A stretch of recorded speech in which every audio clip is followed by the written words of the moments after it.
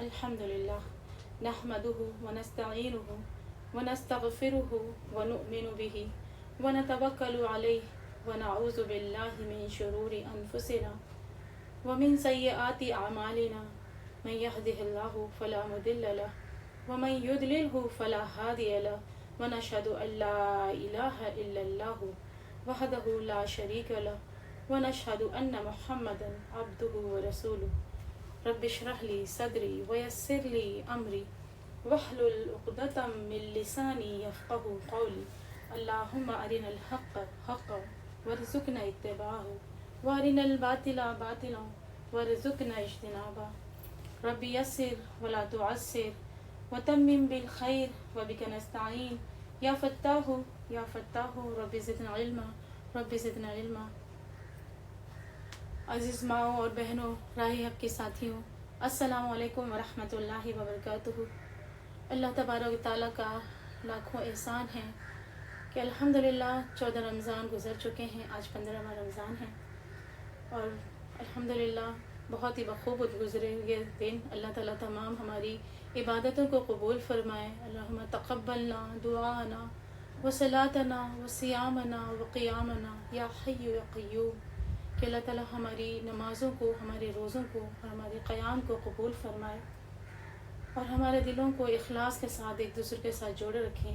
عزیز بہنوں، 17 پارہ تک کل آدھا پارہ ہوا تھا، 16 پارہ مکمل ہو چکا تھا اور 17 کا آدھا پارہ کل آپ نے سماعت فرمائی.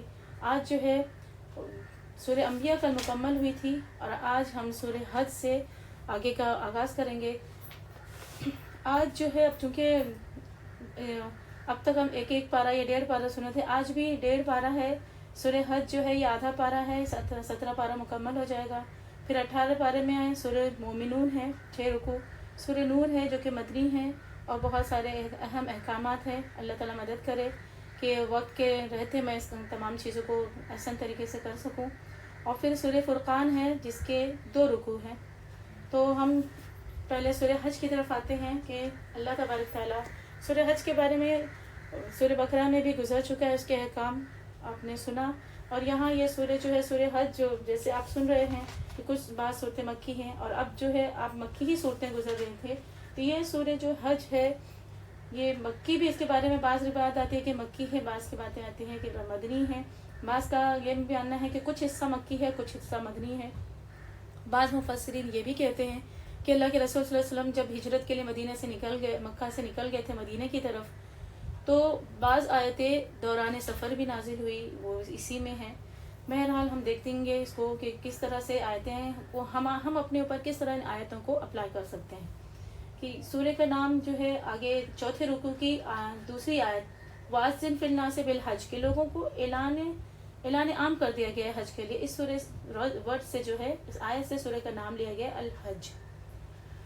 اس سورہ میں جو ہے یہ بھی سورہ جو مکہ میں جو نازل ہوا ہے تو یہ مکہ کی آخری دور یعنی ہجرت سے کچھ پہلے کا جو دور ہے اس میں یہ نازل ہوا ہے. اور بعض جیسے دیکھیں کہ جن چیزوں کے انکار کیے جا رہے تھے، اب تک آپ تقریباً 16.5 پارہ سن چکے ہیں مدنی صورتوں کو چھوڑ کے. جو مکی صورتیں آپ نے سنی اس میں جو ایک انداز ہے کہ ایک طرح کا ڈراوا بھی ہے، بہت زیادہ تنبیہ کے ساتھ ساتھ بہت زیادہ بہترین طریقے سے اللہ تعالیٰ سمجھا رہا ہے، سمجھا کر کے بندوں کو اپنے سے قریب کرنے کے لیے اپنی عظمت بیان کر رہا ہے، اپنی بڑائی، اپنے احسانات کو یاد دلا رہا ہے. اور بندے ہیں کہ مان نہیں لے رہے ہیں. تو یہاں اس سورے میں جو ہم دیکھیں کہ جس بات کو جس پر لیا گیا، 3 گروہ کو اللہ تعالیٰ نے مخاطب کیا ہے. ایک مشرکین مکہ جو کہ مسلسل ہٹ دھرمی پر اڑے ہوئے تھے. ہم آج بھی دیکھ لیں کہ جو لوگ ہمارے اس ملک میں بہت ایسے لوگ ہیں، بہت سارے ایسے لوگ ہیں جو مشرکین مکہ کا رول پلے کر رہے ہیں. پھر دوسرا جو گروپ ہے جس کو مخاطب کیا گیا ہے وہ ہے مذبذب اور متردد مسلمان. مذبذب اور متردد مسلمان یعنی کہ وہ مسلمان جو دلوں میں مطلب ایک کمزوری کی حالت میں ہے، ایمان پر جو ہے بہت زیادہ محنت نہیں ہے، جہاں فائدہ دیکھا وہاں اس طرف چلے گئے، جہاں مشکلات لگی وہاں پر ٹھہر گئے. تیسرا جو گروپ ہے وہ ہے مومنین صادقین. اب سب کو الگ الگ سے مخاطب نہیں کیا گیا ہے. یہ قرآن کا انداز جیسے ہم دینے پہلے بھی آپ نے سنتے آئے ہیں کہ یہ کسی کتاب کا کوئی ایسی کتاب نہیں ہے کہ جس میں ایک ٹاپک وائز ہے، بلکہ یہ ایک نصیحت کی کتاب ہے. جہاں جس وقت جس گروہ کو اللہ تعالیٰ کو مخاطب کرنا ہوتا ہے اللہ تعالیٰ مخاطب کرتا ہے. تو یہاں ہم دیکھیں کہ مشرکین سے اللہ تعالیٰ جو مکے کے ابتدائی دور میں ان سے مخاطب کیا ہے اللہ تعالیٰ نے کہ خدا کو وہ جس طرح سے اللہ کو جھٹلا رہے ہیں، رسول کو جھٹلا رہے ہیں، تو یہاں ان کا انجام بتا رہے ہیں اللہ تعالیٰ کہ جھٹلا کر تم اللہ کو عاجز نہیں کر سکتے، اللہ کو تم ہرا نہیں سکتے، اللہ کو تم جتنی بھی جس طرح کی بھی ہٹ دھرمی کر لو، اللہ کا تم کچھ نہیں بگاڑ سکتے بلکہ تم اپنا ہی بگاڑو گے۔ دوسری طرف جو مزبزم یعنی کمزور ایمان والے، جو متردد ہیں، جو شک میں پڑے رہنے والے، ان کو جو اللہ تعالیٰ مخاطب کر کے کہہ رہا ہے کہ آخر ایک ایسا ایمان ہے کہ راحت اور مسرت اور آسانیاں ہوں تو خدا تمہارا ہے، تم خدا کے بندے ہو، مگر جب خدا کی راہ میں پریشانیاں اور سختیاں جھیلنے پڑ جائے پھر تو خدا تمہارا نہیں رہتا، نہ تم خدا کے بندے رہتے ہو۔ تو یہ تکلیف، یہ جو روش ہے، اس روش سے باز آ جاؤ۔ اور اہل ایمان کو اللہ تعالیٰ جو ہے مخاطب کر کے دو طریقے سے کہہ رہا ہے مخاطب۔ پہلے مشرکین مکہ پہ جو اللہ تعالیٰ نے گرفت کی کہ کس طرح سے ہم دیکھیں کہ آپ نے سنا ہی مدنی دور کی سورہ غزوہ احد کے بارے میں، سورہ انفال میں بھی آپ نے سنا کہ کس طرح مسلمان جب مائگریٹ کر کے آ گئے یہاں پر مدینہ سے جب آئے تو اپنی جان بچا کر آئے تھے، اور مکہ کے جو لوگ سرداران مکہ تھے ان پر انہوں نے مکہ کا دروازہ بند کر دیا تھا مسلمانوں کے لیے، مسلمان وہاں جا نہیں سکتے تھے جب تک کہ مکہ فتح نہیں ہو گیا 8 ہجری میں۔ تو یہ اس طرح سے کہ جب ان پر راستہ بند ہو گیا اور مسلمانوں کو یہ احساس ہونے لگا کہ مسلمان جب حج کا زمانہ آیا اور ان کو حج کرنے، ان کو حج اور عمرہ کی جیسے ایک طلب آئی، تو اللہ تعالیٰ نے پھر اسی صورتوں میں اللہ تعالیٰ نے بعض ان کو جو ہے جو اب تک مکہ میں جو تھے ان کو کسی طرح کے کوئی ایسے احکام نہیں تھے کہ مقابلہ کرو، لیکن جب مدینہ آئے اور ایک اسلامک اسٹیٹ مل گیا تب اللہ تعالیٰ نے ان کو حکم دے دیا کہ اب اگر تم بزور طاقت بھی اپنی اس نشانی کو، اللہ تعالیٰ توحید کی جو علامت ہے اس علامت کو تم حاصل کرنا چاہو تو اللہ تعالیٰ کی طرف سے اجازت ہے۔ اور یہ آخر میں جو ہے اس سورے میں اللہ تعالیٰ بتاتا ہے کہ جتنے نبی دنیا میں آئے انہوں نے اسلام ہی کی پریچنگ کی اور ان کے ماننے والے مسلمان ہی تھے، اور آج نبی صلی اللہ علیہ وسلم، محمد صلی اللہ علیہ وسلم جو دعوت پیش کر رہے ہیں وہ بھی اسلام ہے، اور ان کے ماننے والوں کا نام بھی اللہ تعالیٰ نے مسلم رکھا ہے، کسی فرقہ پر نہیں، کسی یہودیت جیسی عیسیٰ علیہ السلام کے ماننے والے عیسائی، موسیٰ علیہ السلام کے ماننے والے یہودی، یہ سارے لوگوں نے اپنے نام رکھے ہیں، حالانکہ اللہ نے جو اللہ کو مانتا ہے اللہ کا نام، کچھ مسلمان اپنے آپ کو کہتے ہیں ہم محمدین ہیں، حالانکہ اللہ کے رسول صلی اللہ علیہ وسلم نے جس مذہب کو ہمارے سامنے پیش کیا وہ اسلام تھا، اور اسلام کے ماننے والوں کا نام اللہ تعالیٰ نے قرآن میں مسلم رکھا ہے۔ یہ تھا اس آیت کے بارے میں، سورہ کے بارے میں کچھ باتیں تھیں۔ اب ہم آگے میں تھوڑا بہت مختصر میں اور تیزی سے گزروں گی کیونکہ 1:12 ہے، اور میں جو آیتیں مکے کی آسان آیتیں ہیں جو گزر چکی ہیں اس پر جو ہے میں اس کو اسکپ کرتے ہوئے گزروں گی تاکہ وقت بچے اور میں سورہ نور کے جو آیتیں ہیں اس کی تشریح کر سکوں، کیونکہ وہ دوبارہ ریپیٹ نہیں ہوں گی، اس میں بہت ساری باتیں ہیں جو ریپیٹ ہوں گی، اس لیے اس کو میں نہیں لوں گی، اور میں ترجمہ پڑھوں گی، ترجمے پہ دھیان سے سنیں کہ پہلی دیکھیں کہ یہ سورہ بات جو ہے قیامت کا لوگ انکار کر رہے تھے، تو اللہ تعالیٰ بات قیامت کی جو ہولناکی ہے کہ مشرکین مکہ کے یہ حال تھا کہ اللہ کے رسول ان کو ڈرا رہے تھے، آنے والے عذاب سے، بڑے دن کے عذاب سے ڈراتے تھے، تو وہ یہی کہتے تھے کہ ہم تو اتنے دنوں سے انکار کر رہے ہیں، 12-13 سال ہو گئے محمد صلی اللہ علیہ وسلم، اب تو لے آؤ عذاب، تو اللہ تعالیٰ کیسے کب آئے گی، تو یہاں اللہ تعالیٰ اسی چیز سے بات کی شروعات کر رہے ہیں۔ بسم اللہ الرحمن الرحیم، یا ایھا الناس اتقوا ربکم ان زلزلۃ الساعۃ شیء عظیم، اللہ تعالیٰ کہہ رہے ہیں اے لوگوں اپنے رب کے غضب سے جو بچو، حقیقت یہ ہے کہ قیامت کا زلزلہ بڑی ہولناک چیز ہے، اور جس روز تم اسے دیکھو گے حال یہ ہوگا کہ ہر دودھ پلانے والی اپنے دودھ پیتے بچے سے غافل ہو جائے گی، ہر حاملہ کا حمل گر جائے گا، اور لوگ تم کو مدہوش نظر آئیں گے، حالانکہ وہ نشے میں نہ ہوں گے، بلکہ اللہ کا عذاب ہی کچھ ایسا سخت ہوگا۔ یہاں اصل مقصد قیامت کا حال بیان کرنا نہیں ہے، بلکہ اللہ عذاب کا خوف دلا کر ان باتوں سے بچنے کی تلقین کر رہا ہے جس کے غضب کے موجب ہوتی ہیں، اور یہ اس طرح کی یہ ساری آیتیں جو ہیں 30ویں پارے میں آئے گی، جس کا پورا موضوع ہی قیامت اور آخرت ہے، اس وقت اس کو ہم ڈیٹیل میں دیکھیں گے۔ اب ہم یہاں آگے آیت میں چلتے ہیں، یہ پہلا آیت تھا، دوسری آیت اللہ تعالیٰ فرما رہا ہے بعض لوگ ایسے ہیں جو علم کے بغیر اللہ کے بارے میں بحثیں کرتے ہیں اور ہر شیطان شرکس کی پیروی کرنے لگتے ہیں، حالانکہ اس کے تو نصیب میں یہ لکھا ہے کہ جو اس کو دوست بنائے گا وہ اسے گمراہ کر کے چھوڑے گا اور عذاب جہنم کا راستہ دکھائے گا۔ لوگوں اگر تمہیں زندگی بعد موت کے بارے میں کچھ شک ہے تو تمہیں معلوم ہو کہ ہم نے تم کو مٹی سے پیدا کیا، پھر نطفے سے پیدا کیا۔ دیکھیں یہ آیتیں سیلف ایکسپلینیٹری ہیں کہ اس کو زیادہ سمجھانے کی ضرورت نہیں ہے کہ اللہ تعالیٰ کہ کس انسان کیوں دوبارہ اٹھانے جانے کا انکار کر رہا ہے، حالانکہ وہی خدا ہے جس نے اللہ تعالیٰ پیدائش کا مرحلہ بتا رہا ہے، جس نے تمہیں مٹی سے پیدا کیا، پھر نطفے سے، پھر نطفے کو پھر خون کے لوتھڑے سے، پھر گوشت کی بوٹی سے جو شکل والی بھی ہوتی ہے اور بے شکل بھی۔ ہم یہ اس لیے تمہیں بتا رہے ہیں کہ تاکہ تم پر حقیقت واضح کرے۔ ہم جس نطفے کو چاہتے ہیں ایک وقت خاص تک رحموں میں ٹھہرائے رکھتے ہیں، اور پھر تم کو اس بچی کی شکل میں نکال لاتے ہیں، پھر تمہیں پرورش کرتے ہیں تاکہ تم اپنی پوری جوانی کو پہنچو۔ پھر تم میں سے کوئی پہلے ہی واپس بلا لیا جاتا ہے اور کوئی بدترین عمر کی طرف پھیر دیا جاتا ہے، تاکہ سب کچھ نہ جانتے ہوئے بھی کچھ نہ جانے، پھر کچھ نہ جانے۔ یہاں دیکھیں ایک چیز جو آیت نمبر 2 میں اللہ تعالیٰ آیت نمبر 3 میں بتائی ہے کہ بعض لوگ بغیر علم کے لوگوں کے ساتھ بحثیں کرتے ہیں، ہے نا، کہ یہ بحثیں کس طرح کی ہوتی ہے کہ اللہ تعالیٰ کی حقوق اور اختیارات کے بارے میں، کہ اللہ تعالیٰ یہ، حالانکہ وہ بھی جو ہے ہم دیکھیں بعض آتے ہم نے سنے کہ اللہ تعالیٰ کہہ رہے زمین آسمان کی پیدائش کس نے کی، تو لوگ یہ نہیں کہیں گے کسی فلاں بھگوان نے، لوگ یہ کہیں گے کہ اوپر والے نے۔ لیکن جب ایک حقوق کی بات آتی ہے، جس کا جو حق ہے اس کو وہ دیا جائے، اللہ کے جو اختیار ہے اس کو تسلیم کیا جائے، تو وہاں پر لوگ بحثیں کرنے لگتے ہیں۔ تو اللہ تعالیٰ کہہ رہا ہے یہ بغیر علم کے بحث کر رہے ہیں۔ اور پھر آگے جو اس کی بات اللہ تعالیٰ کہہ رہا ہے کہ یہ پوری تخلیق کی مرحلہ کہ انسان کو اللہ تعالیٰ نے کس طرح سے مٹی سے بنایا، اور یہ تمام کرنے کے بعد جو آگے آیت نمبر 5 میں اللہ تعالیٰ جو کہہ رہا ہے کہ ہم ان کو من یرد الی ارذل العمر، کہ ہم ان کو کوئی بدترین عمر کی طرف پھیر دیا جاتا ہے تاکہ کب کچھ ہم دیکھیں کہ ایک بڑھاپے کا ایک وقت ایسا آتا ہے کہ انسان بالکل بچوں کی طرح سے ہو جاتا ہے، کچھ نہیں پہچانتا۔ بہت اچھے خاصے جو عقل مند لوگ ہوتے ہیں، انٹلیکچوئلس ہوتے ہیں، ان کا یہ حال ہو جاتا ہے۔ اور بعض لوگ کہتے ہیں کہ دیکھو فلاں، دیکھو اس کے تو اتنی سال ہو گئی لیکن وہ کتنا ان کا دماغ چل رہا ہے، اور یہ انہی کا دماغ خراب ہے۔ حالانکہ اللہ تعالیٰ یہاں پہ صاف کہہ رہا ہے کہ پھر ان میں سے جس کو اللہ تعالیٰ چاہتا ہے اس کو جو ہے الٹا پھیر دیتا ہے۔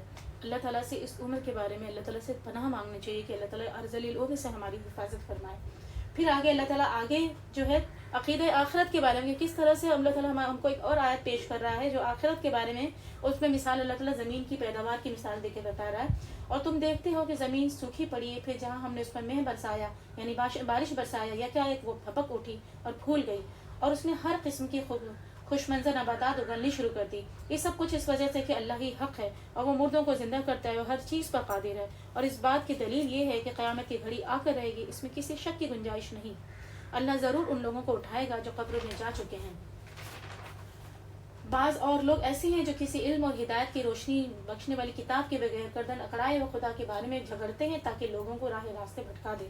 ایسے شخص کے لیے دنیا میں رسوائی ہے، اور قیامت کے روز ہم آگ کے عذاب کا مزہ چکھائیں گے۔ یہ ہے تیرا وہ مستقبل جو تو اپنے ہاتھوں تیرے لیے تیار کیا گیا ہے، ورنہ اللہ اپنے بندوں پر ظلم کرنے والا نہیں۔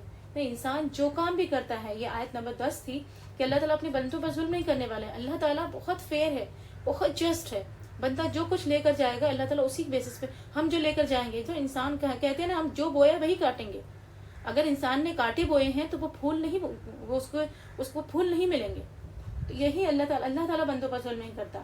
آگے آیت نمبر 11، اور لوگوں میں سے کوئی ایسا ہے جو کنارے پہ رہ کر اللہ کی بندگی کرتا ہے، اگر فائدہ ہو تو مطمئن ہو گیا، اور جو اگر کوئی مصیبت آ گئی تو الٹا پھر گیا، اس کی دنیا بھی گئی اور آخرت بھی۔ یہ ہے صریح خسارہ۔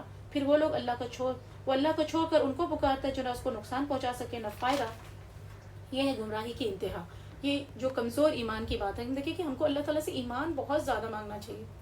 کہ اللہ کے رسول صلی اللہ علیہ وسلم نے فرمایا کہ اگر بندے کے اندر، انسان کے اندر، مومن کے اندر رائے کے دانہ کے برابر بھی ایمان ہوگا تو اللہ تعالیٰ جو ہے اس کو جنت میں داخل کرے گا۔ یعنی ایمان جو ہے وہ گھٹنے بڑھنے والی چیز ہے، اس کے درجات ہیں۔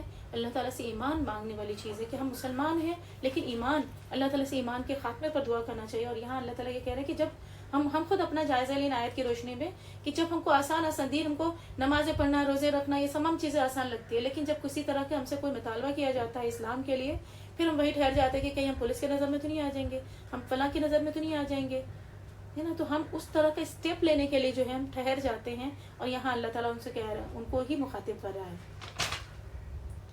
پھر وہ اللہ کو چھوڑ کر ان کو پکارتا ہے جو نفس و نقصان پہنچا سکے نہ فائدہ۔ یہ ہے گمراہی کی انتہا۔ اللہ تعالیٰ کہہ رہا ہے یہ گمراہی کی انتہا ہے کہ جب انسان اللہ سے مایوس ہو کر دوسروں کو پکارنے لگے، وہ ان کو پکارتا ہے جو اس کو نہ نفع نقصان، اور جن کا نقصان اس کے نفع سے قریب تر ہے۔ بدترین ہے اس کا مولا، بدترین ہے اس کا رفیق۔ اس کے برعکس اللہ ان لوگوں کو جو ایمان لائے اور جنہوں نے نیک عمل کی، یقیناً ایسی جنتوں میں داخل کرے گا جس کے نیچے نہریں بہ رہی ہوں گی۔ اللہ کرتا ہے جو کچھ چاہتا ہے۔ آیت نمبر 14، آیت نمبر 15، جو شخص یہ گمان رکھتا ہو کہ اللہ دنیا اور آخرت میں اس کی کوئی مدد نہ کرے گا، اسے چاہیے کہ ایک رسی کے ذریعے آسمان تک پہنچ کر شگاف لگائے، پھر دیکھ لے کہ آیا اس کی تدبیر کسی ایسی چیز کو رد کر سکتی ہے جو اس کو ناگوار ہے. ایسی ہی کھلی کھلی باتوں کے ساتھ ہم نے اس قرآن کو نازل کیا ہے, اور ہدایت اللہ تعالیٰ جسے چاہتا ہے دیتا ہے. یہاں یہ مثال اللہ تعالیٰ کہہ رہا ہے کہ اگر انسان یہ سمجھتا ہے کہ مجھے یہ نہیں ملا, اپنی محرومیوں کا ذکر کرتا ہے اور وہ اللہ تعالیٰ سے یہ شکایت کرتا ہے کہ اللہ تعالیٰ اس کو نواز نہیں رہا ہے, تو اللہ تعالیٰ اگر اپنی تقدیر کے بارے میں چاہتا ہے تو اپنی تمام سورسز کو اپلائی کر لے, اپنی تقدیر کو بدل کر کے دیکھ لے. حالانکہ بندہ مومن کا اللہ تعالیٰ کے اللہ کے رسول فرماتے ہیں بندہ مومن کا حال یہ ہونا چاہیے کہ وہ گھڑی کے ایک پینڈولم جو ہوتا ہے کہ وہ کبھی اس طرف جاتا ہے اس طرف جاتا ہے, یعنی کہ صبر اور شکر یہ دو حالتیں ہیں مومن کی. اور اگر جب اللہ تعالیٰ اس کو نوازتا ہے تو وہ شکر کرتا ہے, اور اللہ تعالیٰ جب اس کو آزمائش میں ڈالتا ہے تو وہ صبر کرتا ہے. آگے آیت نمبر 17 کہ جو لوگ ایمان لائے اور جو یہودی ہوئے, صابی ہوئے, نصارہ اور مجوس, جن لوگوں نے بھی شرک کیا, ان سب کے درمیان اللہ قیامت کے روز فیصلہ کر دے گا. ہر چیز اللہ کی نظر میں ہے. کیا تم دیکھتے نہیں ہو کہ اللہ کے آگے سر بسجود ہیں وہ سب کچھ جو آسمانوں میں ہے, جو زمین میں ہے, سورج اور چاند اور تارے اور پہاڑ, درخت, جانور اور بہت سے انسان اور بہت سے وہ لوگ بھی جو عذاب کے مستحق ہو چکے ہیں, جسے اللہ ذلیل و خوار کر دے پھر کوئی عزت دینے والا نہیں. اللہ کرتا ہے جو کچھ چاہتا ہے. اللہ کے تمام مخلوقات میں دیکھیں دو گروہ, ایک مخلوق اللہ تعالیٰ کی جمادات ہے, نباتات ہے, جن کو اللہ تعالیٰ نے اختیار اور ارادے کی آزادی نہیں دی ہے, وہ ہمتاً اللہ کی عبادت کر رہے ہیں. لیکن ایک انسان اور جن ہے جن کو اللہ تعالیٰ نے اختیار اور ارادے کی آزادی دی ہے کہ وہ جان پہچان کے اپنے رب کے آگے جھکے. اور پھر آگے اللہ تعالیٰ دونوں پھر کہہ رہے ہیں کہ اللہ تعالیٰ جو اللہ تعالیٰ کے آگے اللہ کو پہچان کر اللہ کے آگے جھکتا ہے تو اللہ تعالیٰ ہی عزت دینے والا ہے. آگے اللہ تعالیٰ کہہ رہا ہے آیت نمبر 19 یہ دو فریق ہیں جن کے درمیان اپنے رب کے معاملے میں جھگڑا ہے. ان میں سے وہ لوگ جنہوں نے کفر کیا ہے ان کے لیے آگ کے لباس کاٹے جا چکے ہیں. ان کے سروں پر کھولتا ہوا پانی ڈالا جائے گا جن سے ان کی کھالیں ہی نہیں پیٹ کے اندر کے حصے تک گل جائیں گے, اور ان کی خبر لینے کے لیے لوہے کے گرز ہوں گے. جب کبھی وہ گھبرا کر جہنم سے نکلنے کی کوشش کریں گے پھر اسی میں ڈھکیل دے جائیں گے کہ چکھو اب جلنے کی سزا کا مزہ. دوسری طرف وہ لوگ جو ایمان لائے جنہوں نے نیک عمل کیے ان کو اللہ اسی جنتوں میں داخل کرے گا جس کے نیچے نہریں بہہ رہی ہوں گی. وہاں وہ سونے کے کنگنوں اور موتیوں سے آراستہ کیے جائیں گے. ان کے لباس ریشم کے ہوں گے. ان کو پاکیزہ بات قبول کرنے کی ہدایت بخشی گئی. انہیں خدا ستودہ صفات کا راستہ دکھایا گیا. یعنی یہاں کچھ چیزیں دیکھیں اللہ تعالیٰ جس طرح سے سونا اور ریشم جو ہے امت مسلمہ کے مردوں پر حرام کیا گیا ہے, لیکن اللہ تعالیٰ ان چیزوں سے جو ہے جنت میں اللہ تعالیٰ یہ چیزیں عطا فرمائے گا. آگے آیت نمبر 25 میں اللہ تعالیٰ فرماتا ہے جن لوگوں نے کفر کیا اور جو آج اللہ کے راستے سے روک رہے ہیں اور اس مسجد حرام کی زیارت میں مانے ہیں جسے ہم نے لوگوں کے لیے بنائے ہیں, جس میں مقامی باشندے اور باہر سے آنے والوں کے حقوق برابر ہیں, ان کی روش یقیناً سزا کے مستحق ہے. اس مسجد حرام میں جو بھی راستے سے ہٹ کر ظلم کا طریقہ اختیار کرے گا اسے ہم دردناک عذاب کا مزہ چکھائیں گے. یہ آیت نمبر 35 تھی, آیت نمبر 25 تک کہ اللہ تعالیٰ اب یہاں کی آیت ہم دیکھیں کہ یہاں جو بات ہو رہی ہے کہ اللہ تعالیٰ فرما رہا ہے کہ یہ مسجد حرام جب دیکھیں کہ یہ مسلمان جب مائگریٹ کر کے مدینہ چلے گئے اور وہاں جانے کے بعد جب ان کا یہ دروازہ بند کر دیا گیا تو اللہ تعالیٰ اس کا یہاں ذکر کر رہا ہے کہ کس طرح سے ان کے لیے, حالانکہ یہاں کے اللہ نے حقوق سب کے برابر رکھے. اب آج بھی ہم دیکھیں کہ جو لوگ حرم کے لیے جاتے ہیں, جو حج کے لیے جاتے ہیں, عمرہ کے لیے جاتے ہیں, تو وہاں کوئی ایسی جگہ نہیں ہے کہ علامہ اقبال فرماتے ہیں نا ایک ہی صف میں کھڑے ہو گئے محمود و ایاز. نماز جب ہو رہی ہے کہ کون بادشاہ ہے اور کون غلام ہے, ہم کوئی کسی کو نہیں جانتا کہ کس کے اگر اس کے بغل میں کوئی کھڑا ہے تو وہ بادشاہ ہے, کہیں کا بہت ملینئر ہے, بلینئر ہے, کوئی کسی طرح کے سب کے حقوق وہاں اللہ تعالیٰ نے برابر رکھے ہیں. آگے اللہ تعالیٰ ابراہیم علیہ السلام کی مثال دے رہا ہے کہ وہ ابراہیم علیہ السلام جنہوں نے خانہ کعبہ کو تعمیر کیا. اب دیکھیں اللہ تعالیٰ ابراہیم علیہ السلام کی مثال کیوں دے رہا ہے. ابراہیم علیہ السلام کے بعد یہودیت ابراہیم علیہ السلام کے بعد آئی, عیسائیت ابراہیم علیہ السلام کے بعد آئی, اور مشرکین مکہ خود جو ہے ابراہیم اپنے آپ کو ابراہیم علیہ السلام کا پیروکار سمجھتے تھے کیونکہ اسماعیل علیہ السلام کی اولاد میں سے ہیں مشرکین مکہ. تو اللہ تعالیٰ یہ تینوں کو مخاطب کر کے اللہ تعالیٰ ابراہیم علیہ السلام کی مثال دے رہا ہے کہ جو کہ جن کے بارے میں ہم سن کر آئے کہ وہ کیا تھے. اللہ تعالیٰ کہتا ہے کہ وہ اپنے آپ میں ایک امت تھے, وہ انہوں نے تمام چیزوں کو چھوڑ کر کے یخرق ہو کر اللہ کو اختیار کیا تھا. تو اللہ تعالیٰ ان کی مثال یہاں دے رہا ہے. یاد کرو وہ وقت جب کہ ہم نے ابراہیم کے لیے اس گھر خانہ کعبہ کی تجویز کی تھی اور اس کی ہدایت دی تھی کہ میرے ساتھ کسی کو شریک نہ کرنا, اور میرے گھر کو طواف کرنے والوں اور قیام کرنے والوں اور رکوع و سجود کرنے والوں کے لیے پاک رکھو, اور ان لوگوں کو حج کے لیے اذن عام دے دو جو تمہارے پاس ہر دور دراز مقام سے پیدل اور اونٹوں پر سوار آئیں تاکہ وہ یہاں دیکھیں تاکہ وہ فائدے دیکھیں جو یہاں ان کے لیے رکھے گئے ہیں.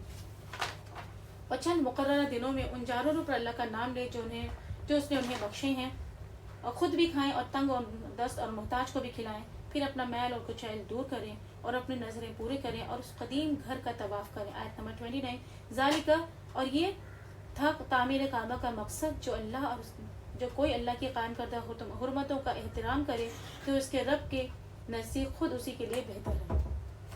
آیت نمبر 30 تک ہم نے پڑھا اب تک۔ آیت نمبر 26 میں اللہ تعالیٰ جو بتا رہا ہے کہ ہم نے اللہ تعالیٰ نے ابراہیم علیہ السلام کو گھر، یہ آپ سورہ بقرہ میں پڑھا ہے گزرے کہ دوسرے پہلے بارے میں کہ اللہ تعالیٰ نے کس طرح سے ابراہیم علیہ السلام کو خانہ کعبہ تعمیر کرنے کے لیے کہا، اور اس کے ساتھ ہی اللہ تعالیٰ نے ابراہیم علیہ السلام کو خانہ کعبہ تعمیر کرنے کے بعد جو آیت آئی ہے کہ وَأَذِّن فِي النَّاسِ بِالْحَجِّ، کہ ہم نے کہا کہ لوگوں میں اذن عام کر دو، ایک اعلان کر دو کہ لوگ دور دراز مقام سے، ہر مقام سے اونٹوں پر سوار ہو کر آئیں یا چل کر آئیں اور یہاں کے فائدے دیکھیں کہ اللہ تعالیٰ نے کیا فائدے رکھے۔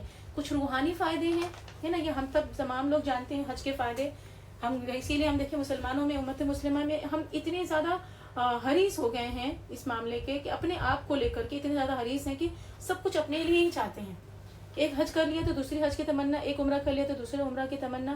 حالانکہ عبادتوں میں بھی ہم کو اعتدال رکھنا ہے کہ اللہ تعالیٰ ایک عبادت، اللہ نے ایک حقوق اللہ ہے، ایک حقوق العباد ہے۔ اللہ تعالیٰ نے حقوق اللہ میں کمی ہوئی تو اللہ تعالیٰ معاف کر دے گا، لیکن حقوق العباد میں کمی ہوئی تو اللہ تعالیٰ معاف نہیں کرے گا۔ ہم اپنے مال کو جو ہم اپنے اوپر ہی خرچ کرتے ہیں، چاہے وہ تعیشات میں خرچ کریں چاہے وہ عبادات میں خرچ کریں، لیکن اپنے اوپر ہی خرچ کرتے ہیں۔ حالانکہ اس مال میں اللہ تعالیٰ کہتے ہیں حق میں للسائل والمحروم، کہ اس مال میں حق ہے سائل اور محروم کا، رشتہ داروں کا، یتیموں مسکینوں کا حق ہے۔ لیکن ہمارا حال یہ ہے کہ ہم بار بار حج اور عمرہ کے لیے ہی چلے جاتے ہیں، اسی کو بہت زیادہ اہمیت دیتے ہیں۔ تو یہاں پہ واقعی وہ اہمیت دینے کی چیز ہے، لیکن اللہ تعالیٰ نے عمر بھر میں ایک بار حج فرض کیا ہے، لیکن زکوٰۃ ہر سال دی جاتی ہے، اور انفاق کی اللہ تعالیٰ نے کوئی لمٹ نہیں رکھی ہے۔ اللہ تعالیٰ فرماتا ہے وَمِمَّا رَزَقْنَاهُمْ يُنْفِقُونَ، جو کچھ بھی ہم نے دیا ہے اس میں سے خرچ کرو۔ یہ نہیں، اللہ تعالیٰ نے کوئی لمٹ نہیں، زکوٰۃ کے لیے لمٹ دی لیکن اس کے لیے کوئی لمٹ نہیں ہے۔ اور اللہ تعالیٰ کرے چند مقررہ دنوں میں، یہ حج کے ایام کے بارے میں اللہ تعالیٰ بتا رہا ہے کہ یہاں یہ چند مقررہ دن ہوتے ہیں نا، یہ 5 دن ہوتے ہیں حج کے، اور پھر اس میں اب سورہ بقرہ میں آپ سن گے جو اللہ تعالیٰ کہتا ہے جو جلدی فی یومین، جو جلدی چلا جائے 2 دنوں میں چلا جائے اس پہ بھی کوئی اثر نہیں۔ تو یہاں ہم دیکھیں کہ اللہ تعالیٰ پھر وہ قربانی کی بات آ رہی ہے کہ وہ حج کے دنوں میں یوم النحر میں جو قربانی ہوتی ہے اس کی باری آ رہی ہے کہ قربانی پہ اللہ کا نام لے جو انہیں بخشے جائیں، اور خود بھی کھاؤ اور تنگ دست کو، خود بھی کھائیں اور تنگ دست کو اور محتاج کو بھی کھلائیں۔ یہ دیکھیں کہ اہل مکہ جو ہے، قریش کے لوگ، وہ بھی قربانی دیتے تھے۔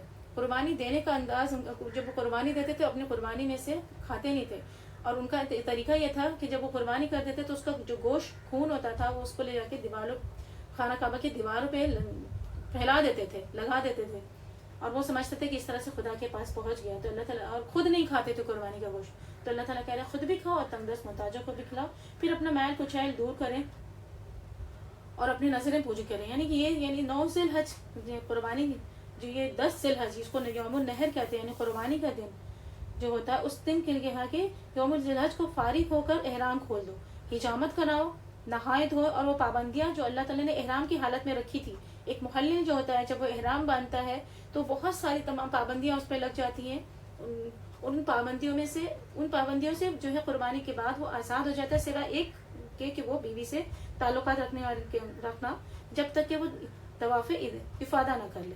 تو یہ اللہ تعالیٰ جو کہہ رہے ہیں میل کچیل دور کرنا، کیونکہ حتیٰ کہ نہانے کے لیے بھی منع ہوتا ہے، صاف صفائی کے لیے ناخن کاٹنا، بال کاٹنا، تمام چیزیں منع ہوتی ہیں۔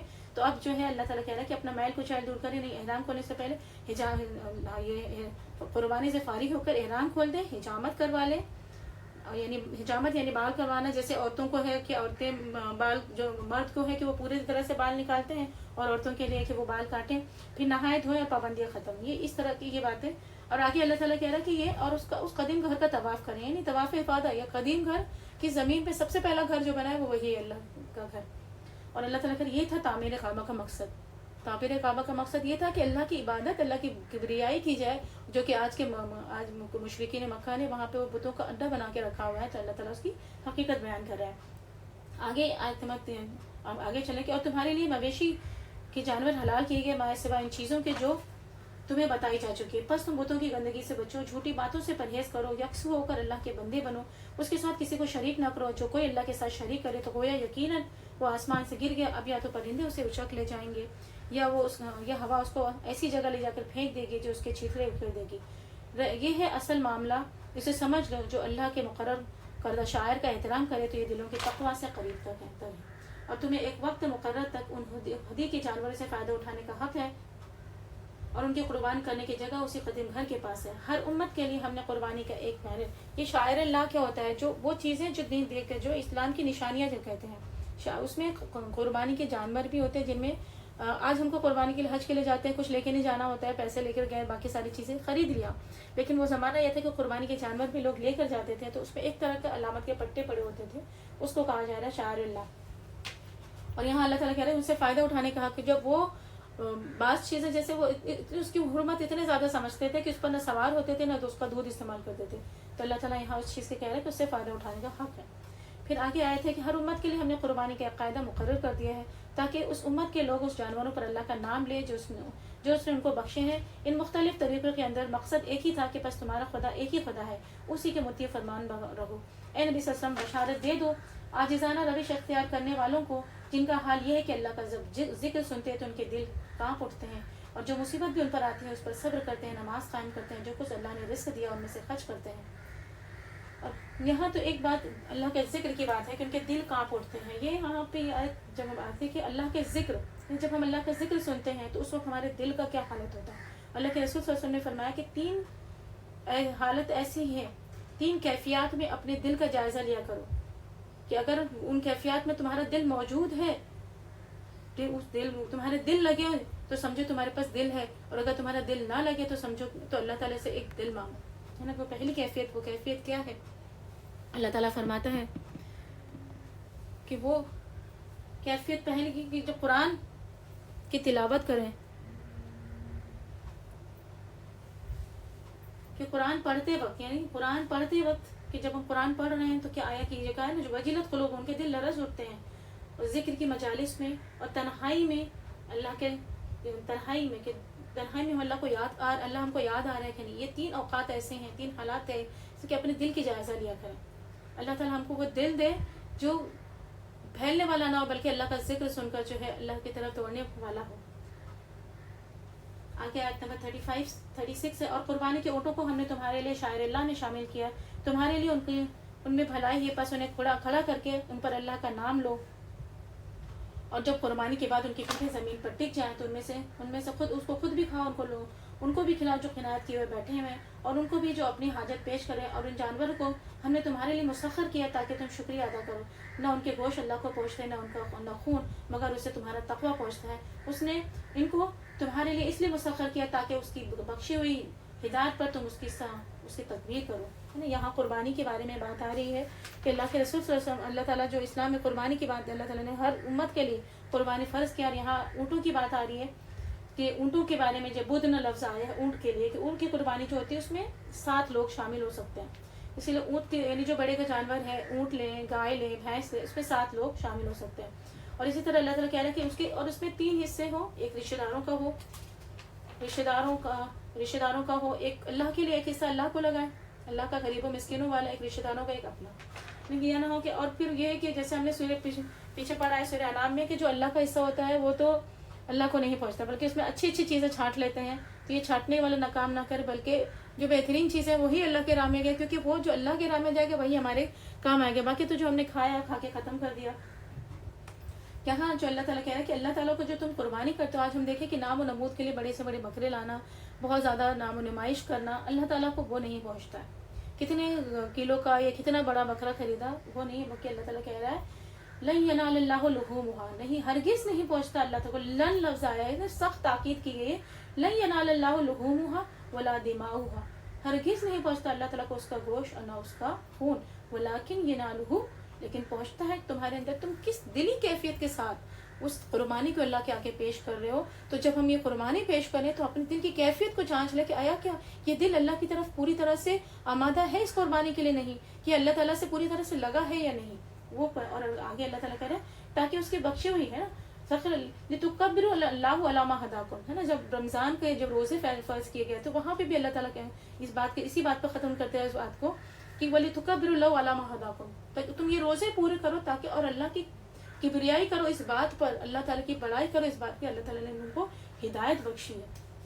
اے نبی صلی اللہ علیہ وسلم, آیت نمبر 30, محسنین کو خوشخبری دے دیں, بے شک اللہ مدافعت کرتا ہے ان لوگوں کی طرف سے جو ایمان لائے اور اللہ کسی کسی خائن کافر نعمت کو پسند نہیں کرتا ہے۔ اجازت دے دے کہ ان لوگوں کو جن کے خلاف جنگ جاری ہے کیونکہ وہ مظلوم ہے اور وہ اللہ قادر ہے ان کی مدد پر۔ یہاں دیکھیے اجازت، یعنی جنگ کی پہلی ایک وسیع مدینہ میں ایک اسٹیٹ جب بن گیا تو اللہ تعالیٰ اجازت دے رہا مسلمانوں کو کہ اب وہ طاقت کے استعمال سے اپنی جو ہے اس چیز کو جس چیز سے ان کو بے دخل کیا گیا اس کو حاصل کر سکتے ہیں، کیونکہ وہ مظلوم ہے، اللہ یقیناً ان کی مدد پر قادر ہے۔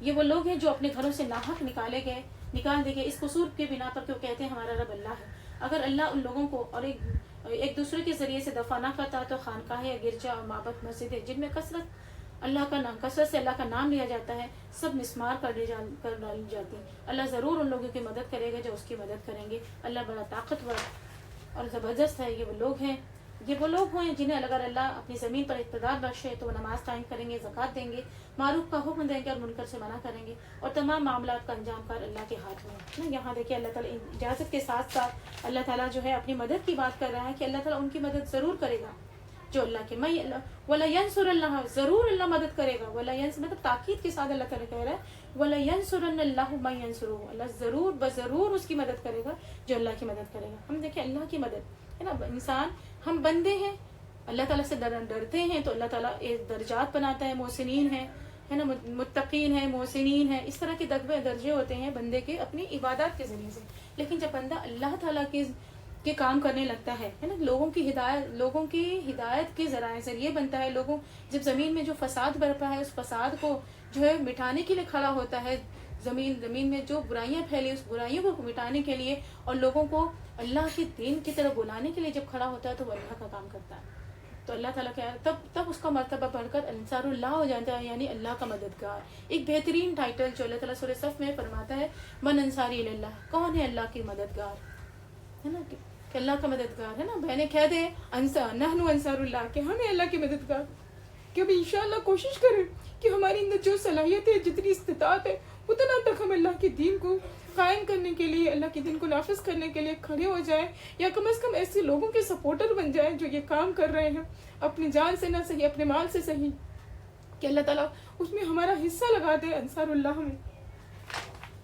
اور آگے اللہ تعالیٰ کہہ رہا ہے کہ یہ انصار اللہ جو ہوتے ہیں ان کی کوالٹیز اللہ تعالیٰ بتا رہا ہے کہ وہ معروف کا حکم دیتے ہیں، وہ بھلائی کا حکم دیتے ہیں، بھلائی کو فروغ دیتے ہیں اور برائی سے روکتے ہیں۔ اور اللہ تعالیٰ کہہ رہا ہے اور ان کی بہترین کوالٹی کیا ہے کہ جب اللہ تعالیٰ ان کو اقتدار بخشتا ہے، زمین میں حکومت بخشتا ہے تو اللہ کے نظام کو قائم کرتے ہیں۔ اس نظام میں پہلا جس چیز ہے وہ کہ نماز کو قائم کرتے ہیں، زکوٰۃ کا ایک پورا سسٹم قائم کرتے ہیں۔ جانا زکوٰۃ کے بارے میں جو آپ نے سنا 10ویں روزوں کو کہ خذ من اموالہم وترد الی الفقراء، تو یہ اس سسٹم کو قائم کرنے والے بنتے ہیں کہ اللہ تعالیٰ کے بہترین لوگ۔ ہم دیکھیں گے کہ اس زمین پہ لوگوں کے ساتھ کتنا ظلم ہو رہا تھا، لیکن جب اسلام آیا، اسلامک امپائر، بہنیں تاریخ پڑھیں، اسلامی تاریخ اٹھا کر پڑھیں کہ کس طرح ایک بہت ہی قلیل مدت میں اسلام جو پوری دنیا پہ چھا گیا ہے نا، اسلام یورپ تک ہم گئے، اور کس وجہ سے گئے کہ یہ کوالٹیز تھی ہمارے اندر۔ ہم جب تک ہمارے اندر دینے والی صلاحیت تھی، ہم جب تک ریسرچ کا کام کر رہے تھے، ہم قرآن پر پڑھ رہے تھے، سمجھ رہے تھے، قرآن پر ریسرچ کر رہے تھے، تو ہم دینے کی پوزیشن میں تھے، ہم لوگوں کو دیتے تھے تو لوگ ویلکم کرتے تھے ہم کو۔ ہم جس جگہ پہ آپ تاریخ اٹھا کر پڑھیے کہ اسلامی فوجیں جہاں بھی گئیں لوگوں نے مزاحمت نہیں کی، عوام کی طرف سے اگر مزاحمت تھی تو بادشاہوں کی طرف سے تھی، لیکن جو عوام تھے ان کی طرف مزاحمت نہیں تھی، بلکہ وہ آگے بڑھ کر مسلمانوں کو جو ہے ویلکم کرتے تھے۔ ایک حضرت ابو بکر، حضرت عمر رضی اللہ عنہ کے دور خلافت میں حضرت مصعب بن عمر، حضرت ابو عبیدہ بن جرہ جب شام کے علاقے پہ جب وہاں جاتے ہیں، شام کے علاقوں کو فتح کر لیتے ہیں، فتح کرنے کے بعد وہاں مسلمانوں کے لیے جو ہے مسلمانوں سے جزیہ نہیں لیا جاتا، جزیہ جو ہے زکوٰۃ مسلمانوں سے لیا جاتا ہے۔ جو نان مسلم رعایا ہوتی ہیں، اسلامک اسٹیٹ کی جو نان مسلم رعایا ہوتی ہے ان سے جزیہ لیا جاتا ہے۔ جزیہ وہ ہوتا ہے کہ جو ان کی امان کے لیے، ان کی حفاظت کے لیے، جیسے گورنمنٹ جو ہے اسلامک اسٹیٹ جو ہے ان کی حفاظت کر رہی ہے باہر کے دشمنوں سے، بہت سی چیزوں کی، تو ان سے جزیہ لیا جاتا ہے۔ تو شام کے لوگوں سے جزیہ لیا گیا، جزیہ لیا انہوں نے۔ اور اس کے بعد کیا ہوا کہ پیچھے ایک دوسرا جگہ پہ جہاں مسلمان وہاں گئے تھے، وہاں بغاوت پھوٹ پڑی مسلمانوں میں۔ کیوں وہاں کی اسٹیٹ میں بغاوت پھوٹ پڑی، تو ان کو جو ہے ابو عبیدہ بن جرہ کو پیغام ملا کہ اپنے فوج کو لے کر واپس آ جائیں، اب وہاں نہ رہیں۔ تو اب چونکہ مسلمانوں نے یہاں جزیہ لے لیا تھا اور ابو عبیدہ بن جرہ کو یہ احکام آ چکے تھے کہ علاقے کو چھوڑ کر کے ہماری مدد کے لیے وہاں پہنچو، تو ابو عبیدہ بن جراح نے وہاں کے جو شام کے جو لوگ تھے وہ عیسائی تھے، ان کے جزیے واپس کر دیے. وہ لوگ رونے لگے کہ واللہ آپ مت جائیں، آپ ہم کو اتنے دنوں کے بعد عدل و انصاف کرنے والے لوگ ملے. اور پھر وہ دعائیں کرنے لگے کہ ہم دعا کریں گے کہ اللہ تعالیٰ ان کو جلدی وہ ہمارے پاس واپس لائے. یہ کوالٹیز کے لوگ تھے، ایسے مسلمان تھے کہ جب جاتے تھے تو لوگ ویلکم کرتے تھے، دشمن بھی ان کو ویلکم کرتے تھے. اللہ تعالیٰ وہ تمام وہ دور پھر سے واپس لائے، وہ کوالٹیز والے لوگ اللہ تعالیٰ واپس لائے، ہمارے اپنے بچوں میں سے، ہماری نسلوں میں سے کھڑا کرے اللہ تعالیٰ. آمین. آگے آیت نمبر 43 میں ہم دیکھیں، اے نبی صلی اللہ علیہ وسلم اگر وہ تمہیں چھٹلاتے ہیں تو ان سے پہلے قوم نوح اور عاد اور سمود اور قوم ابراہیم، قوم لوط اور اہل مدین بھی چھٹلا چکے ہیں، اور موسیٰ علیہ السلام بھی چھٹلائے جا چکے ہیں. ان سب منکرین حق کو میں نے پہلے مہلت دی، پھر پکڑ لیا. پھر دیکھ لو میری عقوبت کیسی تھی. کتنی ہی خطا کار بستیاں ہیں جن کو ہم نے تباہ کیا ہے اور آج وہ اپنی چھتوں پر الٹی پڑی ہیں. کتنے ہی کنویں بیکار ہیں، کتنے ہی قصر کھنڈر بنے ہوئے. کہ یہ لوگ زمین پہ چلے پھرے نہیں ہیں کہ ان کے دل سمجھنے والے ہیں، ان کے کان سننے والے ہوتے. حقیقت یہ ہے کہ آنکھیں اندھی نہیں ہوتی مگر وہ دل اندھے ہو جاتے جو سینوں میں ہیں. دیکھیں ہم بہنیں کہ ہمارا جسم جو ہے وہ جسم اور روح دو چیزوں کا مرکب ہے نا. ہماری بظاہر ایک آنکھ ہوتی ہے، بظاہر ایک کان ہے جس سے ہم سن رہے ہیں، بظاہر ایک آنکھیں ہیں جس سے ہم دیکھ رہے ہیں، بظاہر ایک دل ہے جو دھڑکتا ہے، اگر دھڑکنا بند ہو جائے ہے نا، اس میں خون کی سپلائی رک جائے. اور ایک دل وہ ہے جو جس میں اللہ کی یاد بستی ہے، اللہ کی محبت بستی ہے. ایک وہ آنکھ ہے جو بصیرت کی روشنی وہ دیکھتا ہے، ایک وہ کان ہے جو بصیرت کی باتیں سنتا ہے. تو اللہ تعالیٰ کہہ رہا ہے کہ حقیقت میں آنکھیں اندھی نہیں ہوتی، آنکھوں سے تو دکھائی دیتا ہے لیکن وہ جو بصیرت والے آنکھیں ہوتی ہیں وہ اندھے ہو جاتے ہیں، اس کو لوگ تھپک کر سلا دیتے ہیں. اللہ تعالیٰ ہم کو وہ آنکھیں وہ کان اور وہ دل عطا کرے جو اللہ کی معرفت کو حاصل کرنے والی ہوں. آیت نمبر 47، یہ لوگ عذاب کے لیے جلدی مچا رہے ہیں، اللہ ہرگز اپنے وعدے کے خلاف نہ کرے گا، مگر تیرے رب کے ہاں کا ایک دن تمہارے شمار کے اعتبار سے شمار کے 1000 برس کے برابر ہوتا ہے. کتنی ہی بستیاں جو ظالم تھیں میں نے ان کو پہلے مہلت دی، پھر پکڑ لیا. سب کو واپس تیرے رب کے پاس ہی آنا ہے. اے محمد صلی اللہ علیہ وسلم کہہ دو لوگوں میں تو تمہارے لیے صرف وہ شخص ہوں جو برا وقت آنے سے پہلے صاف صاف خبردار کرنے والا ہوں. پھر جو ایمان لے آئیں گے اور نیک عمل کریں گے ان کے لیے مغفرت ہے اور عزت کی روزی ہے، اور جو ہماری آیت کو نیچا دکھانے کی کوشش کریں گے وہ دوزخ کے یار ہیں. اے محمد صلی اللہ علیہ وسلم تم سے پہلے ہم نے کوئی رسول ایسا بھیجا نہ نبی جس کے ساتھ یہ معاملہ پیش نہ آیا ہو کہ جب اس نے تمنا کی شیطان اس کی تمنا میں خلل انداز ہو گیا. اس طرح جو کچھ بھی خلل انداز ہے شیطان پیش کرتا اللہ اس کو مٹا دیتا ہے اور اپنی آیات کو پختہ کر دیتا ہے. اللہ علیم اور حکیم ہے. وہ ایسا اس لیے ہونے دیتا ہے تاکہ شیطان کی ڈالی ہوئی خرابی کو فتنہ بنا دے ان لوگوں کے لیے جن کے دلوں کو نفاق کا روگ لگا ہوا ہے اور جن کے دل کھوٹے ہیں. حقیقت یہ ہے کہ ظالم لوگ انات میں بہت دور نکل گئے ہیں، اور علم سے بہرہ مند لوگ جان لے کہ یہ حق ہے تیرے رب کی خاطر، رب کی طرف سے، اور وہ اس پر ایمان لے آئیں اور ان کے دل اس کے آگے جھک جائیں. یقیناً اللہ ایمان لانے والوں کو ہمیشہ سیدھا راستہ دکھاتا رہتا ہے. آیت نمبر 55، انکار کرنے والے تو اس کی طرف سے شک میں پڑے ہی رہیں گے یہاں تک کہ یا تو ان پر قیامت کی گھڑی آ جائے اچانک، یا ایک منحوس دن کا عذاب نازل ہو جائے. اس روز بادشاہی اللہ کی ہوگی اور اس کے درمیان اللہ ان کے درمیان فیصلہ کر دے گا. جو ایمان رکھنے والے ہیں اور عمل صالح کرنے والے ہوں گے وہ نعمت بھری جنتوں میں ہوں گے، اور جنہوں نے کفر کیا ہوگا، ہماری آیت کو جھٹلایا ہوگا، ان کے لیے رسوا کن عذاب ہوگا. اور جن لوگوں نے اللہ کی راہ میں ہجرت کی پھر قتل کر دیے گئے یا مر گئے اللہ ان کو رزق دے گا. یقیناً اللہ بہترین رزاق ہے اور وہ انہیں ایسی جگہ سے رزق پہنچائے گا جس سے وہ خوش ہو جائیں گے. بے شک اللہ حکیم اور علیم اور حلیم ہے. یہ تو ہے ان کا حال جو کوئی بدلہ لے وہ ایسا ہی جیسا اس کے ساتھ کیا گیا، پھر اس پر زیادتی بھی کی گئی تو اللہ اس کی مدد ضرور کرے گا. اللہ معاف کرنے والا ہے اور درگزر کرنے والا ہے. آگے آیت نمبر 61 کہ یہ اس لیے کہ رات سے دن اور دن سے نکالنے والا اللہ ہی ہے، وہ سمیع ہے اور بصیر ہے. یہ اس لیے کہ اللہ ہی حق ہے اور وہ سب باطل ہے جنہیں اللہ کو چھوڑ کر یہ لوگ پکارتے ہیں. اور اللہ ہی بالادست اور بزرگ ہے. کیا تم دیکھتے نہیں کہ اللہ آسمان سے پانی برساتا ہے؟ میری بہنیں دیکھیں یہ آیتیں بار بار ریپیٹ ہو رہی ہیں، بار بار یہ آیتیں ریپیٹ ہو رہی ہیں. ریپیٹیشن کا مطلب کیا ہوتا ہے؟ ریپیٹ ہم اپنے بچوں سے کسی بات کو کیوں ریپیٹ کرتے ہیں؟ ہوم ورک کر لیا کیا، ہوم ورک کر لیا کیا، ہوم ورک کر لیا، مطلب کیا ہوتا ہے کہ صرف بولنا ہوتا ہے؟ مطلب یہ ہوتا ہے کہ وہ کر لے وہ کام. اور یہاں اللہ تعالیٰ جو بار بار ریپیٹ کرا کہ وہ باتیں ریپیٹ کرنے سے ہمارے دل میں اتر جائے. کیا تم دیکھتے نہیں ہیں کہ اللہ آسمان سے پانی برساتا ہے، اس کی بدولت زمین سرسبز ہو جاتی ہے. حقیقت یہ ہے کہ وہ لطیف و خبیر ہے. اسی کا ہے جو کچھ آسمانوں میں ہے اور جو کچھ زمین میں ہے. بے شک وہی غنی اور حمید ہے. کیا تم دیکھتے نہیں کہ اس نے وہ سب کچھ تمہارے لیے مسخر کر رکھا ہے جو زمین میں ہے؟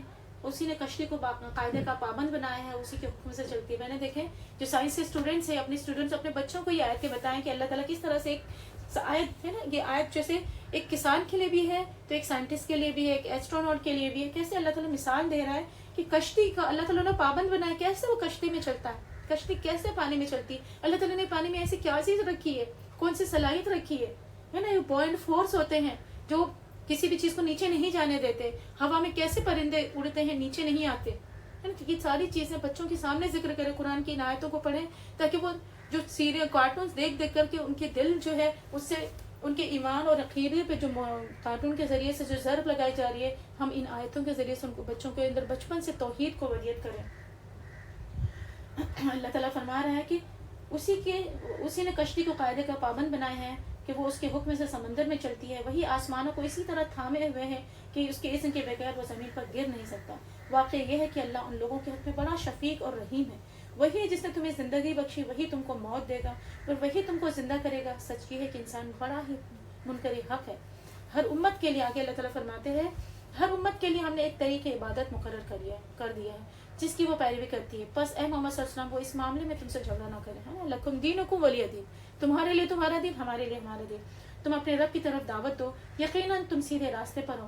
اور اگر یہ دیکھیں یہ کیسے محمد صلی اللہ علیہ وسلم کے لیے ڈھارس سے آئے تھے کہ جب بار بار اگر آپ کوئی بات کہیں اور آپ کو لوگ کہیں کہ نہیں آپ جھوٹ بول رہے ہیں, آپ غلط بول رہے ہیں, تو ایک وقت ایسا آتا ہے کہ آپ کتنے بھی سچ ہو, آپ کے اندر آپ کا کانفیڈینس جو ہے برقرار نہیں رہتا, آپ کے قدم ڈگمگا جاتے ہیں. تو یہ آیتیں جو ہیں ہم دیکھیں گے ایسے اللہ کے رسول صلی اللہ علیہ وسلم کے لیے نہیں تھی یا اس دور کے لیے نہیں تھی. آج بھی تو داعی حق کھڑے ہیں اللہ کے دین کے لیے کام کرنے کے لیے, اور جب ان کو بار بار کہا جاتا ہے مسلمان ٹیررسٹ ہیں, مسلمان ٹیررسٹ ہیں, اتنی زیادہ کہ خود مسلمانوں میں سے بعض لوگ کھڑے رہ کے کہنے لگے ہاں کچھ لوگ تو ہوتے ہیں لیکن ہم جو ہے ماڈریٹ مسلم ہے نا. ٹیررسٹ جو ہم نے ہمارے اب کیا کہ ہم نے کیٹیگرائز کر دیا ہے کہ ہم ماڈریٹ مسلم ہیں. ہم مسلمان تو ہیں لیکن ماڈرن والے مسلمان ہیں. ہم وہ ایسے والے مسلمان ہیں جو بڑے کٹر ہوتے ہیں. مطلب یہ کہنے کا مطلب ہے جو اپنے فنڈامنٹلز پہ چل رہے ہیں مسلمان, وہ ٹیررسٹ ہوتے ہیں. یہ ایک میڈیا کا پروپیگنڈا تھا, اس پروپیگنڈا کو اتنی تیزی سے پھیلایا گیا کہ لوگوں کے ذہنوں میں بیٹھا دیا گیا. تو یہاں جب ایک دائی حق کھڑا ہوتا ہے, اب ان آیتوں سے گزرتا ہے, تو پھر اس کو ایک ڈھارس آتی کہ نہیں اللہ تعالیٰ ساتھ میں ہے.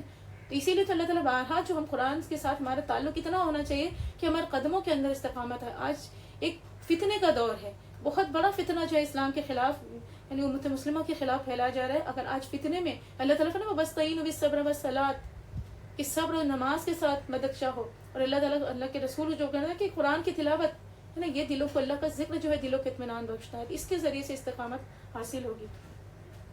اللہ تعالیٰ آگے کہہ رہا ہے آیت نمبر 68 میں 69 میں, تم اپنے رب کی طرف دعوت دو, یقیناً تم سیدھے راستے پر ہو. اگر وہ تم سے جھگڑیں تو کہہ دو جو کچھ تم کر رہے ہو اللہ سے خوب جانتا. اللہ قیامت کے روز تمہارے درمیان ان سب باتوں کا فیصلہ کر دے گا جن پہ تم اختلاف کرتے رہو. کیا تم جانتے نہیں کہ زمین اور آسمان کی ہر چیز اللہ کے علم میں ہے, سب کچھ ایک کتاب میں درج ہے. اس کے لیے اللہ کے لیے کچھ بھی مشکل نہیں.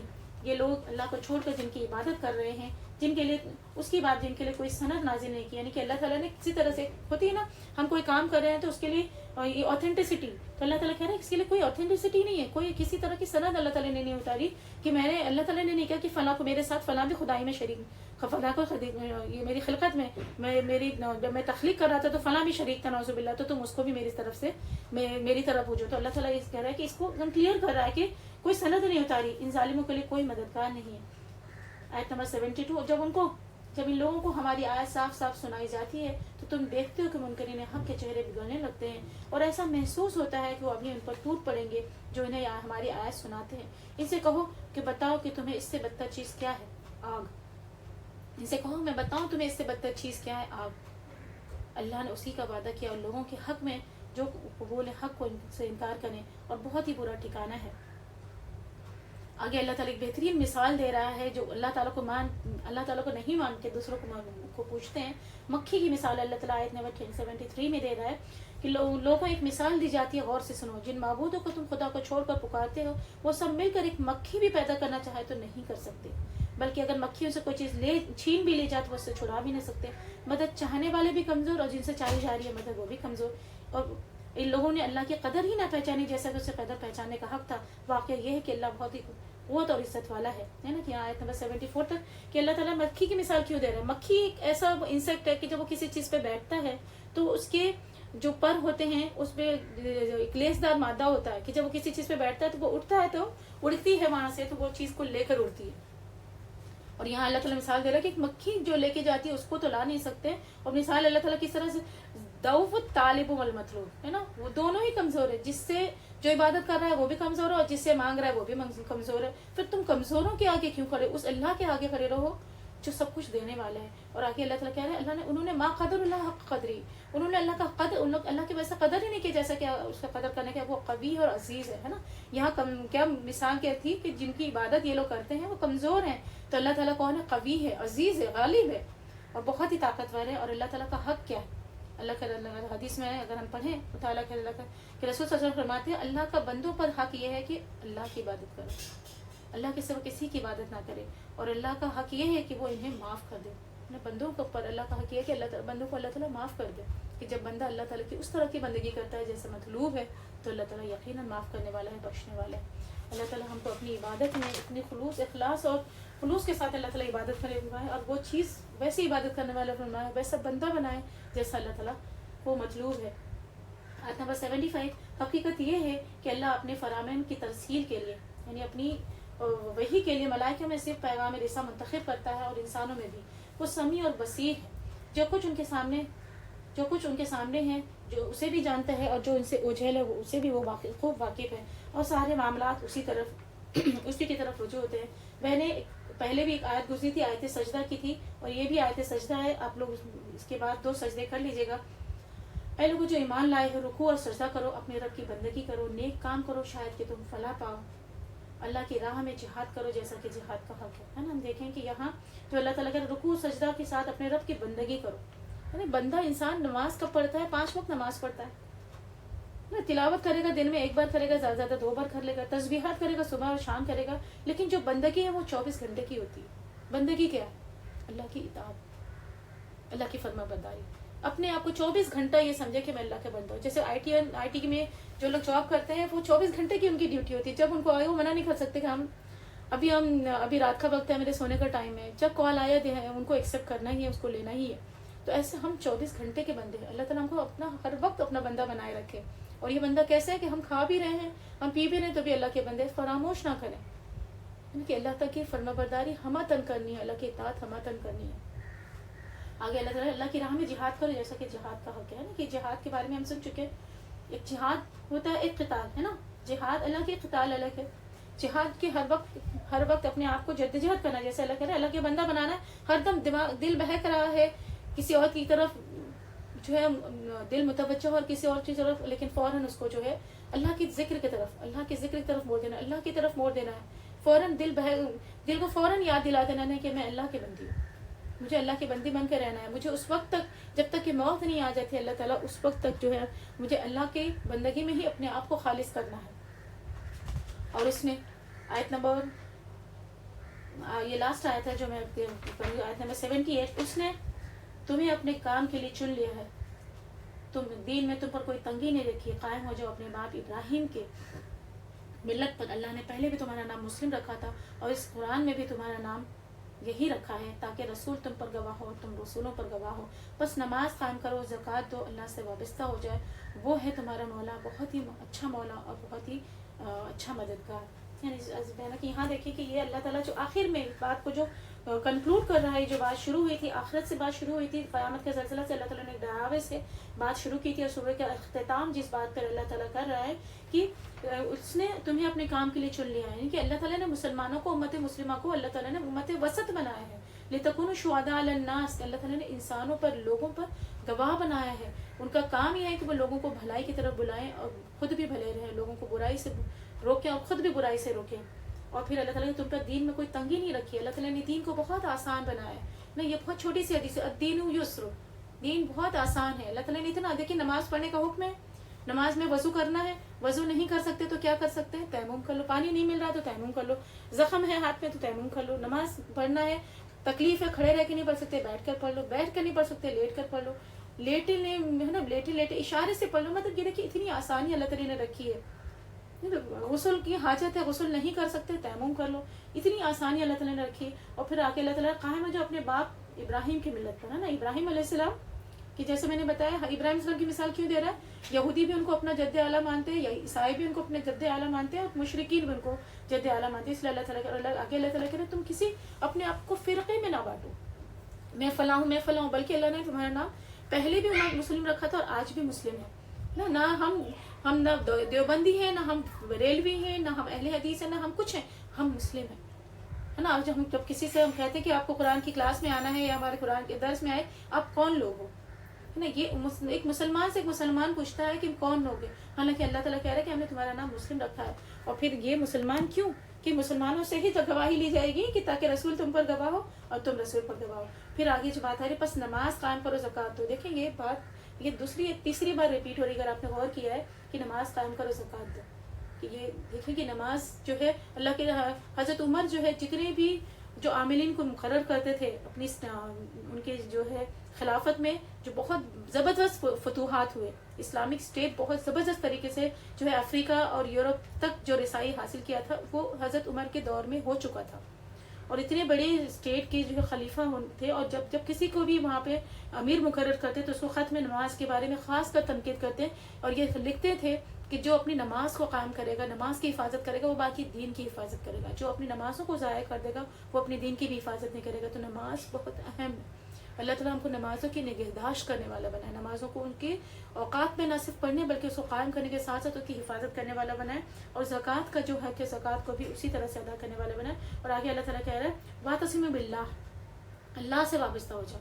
یعنی اللہ کے ساتھ اپنا تعلق، اللہ کو اپنا بہترین تعلق جو ہے اگر کسی کو بنانا ہے، دوست بنانا ہے، اللہ کو بناؤ. اللہ کے رسول صلی اللہ علیہ وسلم کہتے ہیں کہ حضرت اللہ کے علاوہ اگر میں کسی اور کو اپنا خلیل دوست بنانا تو ابو بکر کو بناتا ہوں.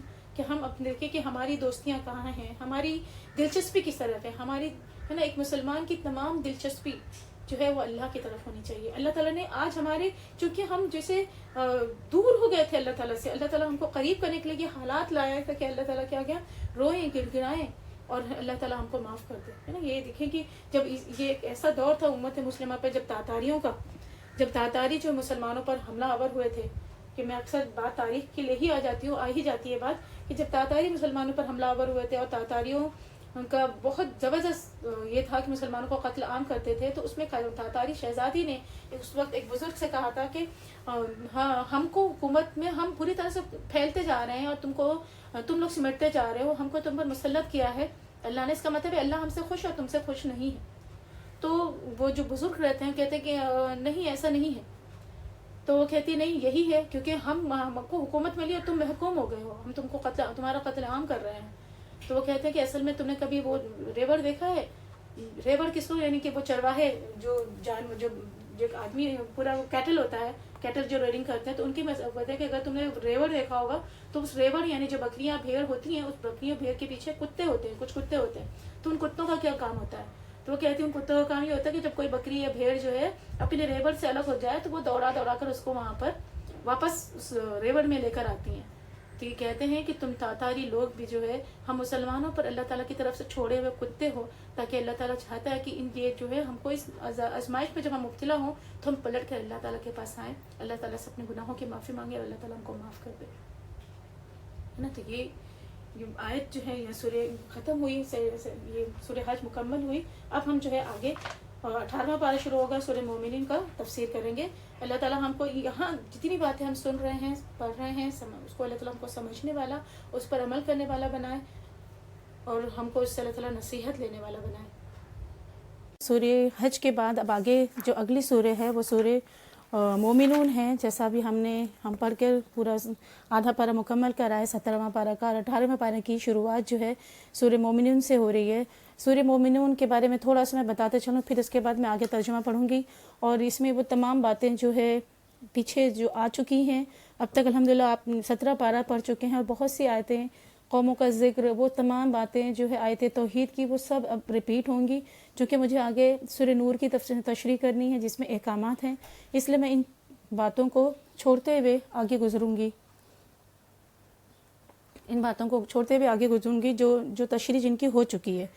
اور سورہ مومنین جو ہے اس سورہ کا نام سورہ کا پہلے ہی لفظ قد افلح پہلی آیت سے ماخوذ ہے. اس کا زبان نزول یعنی درمیانی مدینہ مکہ کا متوسط دور یعنی جو بیچ کا دور تھا اس دور میں نازل ہوئی ہے. اور اس میں جو 10 آیتیں ہیں جو خاص جو شروع کی قد افلح المومنون جو 10 آیتیں ہیں اس کے بارے میں اللہ کے رسول صلی اللہ علیہ وسلم کی جو حدیث ہے وہ تو میں اس آیت پر آؤں گی تبھی بتاؤں گی کہ کس طرح سے مسلمانوں کی کامیابی کی ضمانت قرار دی گئی. اور یہ سورہ میں جن باتوں پر بحث کی گئی ہے اس میں کل 6 صورتیں ہیں, 6 رکوع ہے اس سورہ میں. ان 6 رکوع میں جن بات کو بحث کیا گیا ہے کہ اس پہ جن لوگوں نے اس پیغمبر کی بات کو ماننے سے انکار کر دیا ہے, اللہ تعالیٰ نے اسی بات کو جو لوگ ماننے سے انکار کر رہے ہیں وہ ان کا رویہ ان کا طرز عمل کیا ہے, ان کے اخلاق اور کردار کیسے ہیں, اور جن لوگوں نے اللہ کے رسول صلی اللہ علیہ وسلم کی بات مان لی ہے ان کے اندر کیا کیا اوصاف پیدا ہو رہے ہیں اس کا اللہ تعالیٰ نے ذکر کیا ہے. پھر اس کے بعد زمین اور آسمان کی پیدائش اور تخلیق کو بطور مثال رکھ کر اللہ تعالیٰ جو ہے ان کے یہ باتیں ذہن نشین کرانا چاہ رہا ہے کہ توحید اور آخرت کی جن حقیقت کو ماننے کے لیے پیغمبر تم سے کہتا ہے ان کے حق ہونے پر پورا کائنات جو ہے پورا عالم ان کی گواہی دے رہا ہے. پھر اس کے بعد انبیاء کرام کے قصے بیان کر کے ان کو جو ہے ایک طرف اہل ایمان کو جہاں تسلی اور ڈھارس ہے وہیں جو ہے کفار مکہ کو جو تنبیہ دی جا رہی ہے کہ تم سے پہلے یہ لوگ گزر چکے ہیں, بڑا دورہ رہا ہے ایسے لوگوں کا, لیکن جب اللہ تعالیٰ نے رسی کھینچی تو پھر ان کی مدد کو کوئی نہیں آیا. اب ہم رکوع پر آتے ہیں, اپنے سورہ کی طرف آتے ہیں جہاں پر اللہ تعالیٰ فرما رہا ہے قد افلح المومنون, یقیناً فلاح پائی ایمان والوں نے جنہوں نے اپنی نمازوں میں خوشی اختیار کی, لغویات سے دور رہتے ہیں, زکوٰۃ کے طریقے پر عامل ہوتے ہیں, اپنی شرمگاہوں کی حفاظت کرتے ہیں سوائے اپنی بیویوں کے اور ان عورتوں کے جو ان کے ملکی یمین ہو کہ ان پر محفوظ نہ رکھنے پر وہ قابل مذمت نہیں ہیں, البتہ جو اس کے علاوہ کچھ اور چاہیں وہی زیادتی کرنے والے ہیں. اور وہ لوگ اپنی امانتوں اور عہد و پیمان کا پاس رکھتے ہیں, اپنی نمازوں کی محافظت کرتے ہیں, یہی وہ لوگ ہیں جو میراث میں فردوس پائیں گے اور اس میں ہمیشہ رہیں گے. یہاں 11 آیتیں جو ہیں یہ مکمل ہوئی جس پہ اللہ کے رسول صلی اللہ علیہ وسلم نے فرمایا کہ یہ وہ 10 آیتیں اللہ کے رسول صلی اللہ علیہ وسلم حضرت عمر کو بلاتے ہیں. جب یہ آیتیں نازل ہوئیں تو اللہ کے رسول صلی اللہ علیہ وسلم نے فرمایا کہ آج مجھ پر ایسی 10 آیتیں نازل ہوئی ہیں, اگر کوئی ان کے معیار پر پورا اتر جائے تو یقیناً جنت میں جائے گا.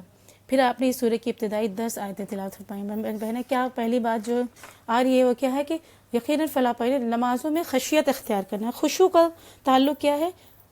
خشوع جو ہے نماز میں خشوع سے مراد دل اور جسم کی کیفیت ہے کہ کسی کے خشوع کا مطلب ہے تو جھک جانا, دب جانا, عجز اور انکساری اختیار کرنا کہ مطلب ہم جب اللہ کے حضور کھڑے ہوں تو ہمارے اندر خشیت طاری ہو, دل کے اندر جب خوف ہوتا ہے تو وہ ہمارے جسم کے اعضاء سے وہ ظاہر ہوتا ہے. تو وہ خشیت کے ساتھ اللہ کے آگے کھڑے ہوں کہ ہم کسی عام کے سامنے نہیں بلکہ زمین اور آسمان کے خالق کے سامنے, اپنے خالق کے سامنے کھڑے ہیں جس کے اختیار میں تمام چیزیں ہیں.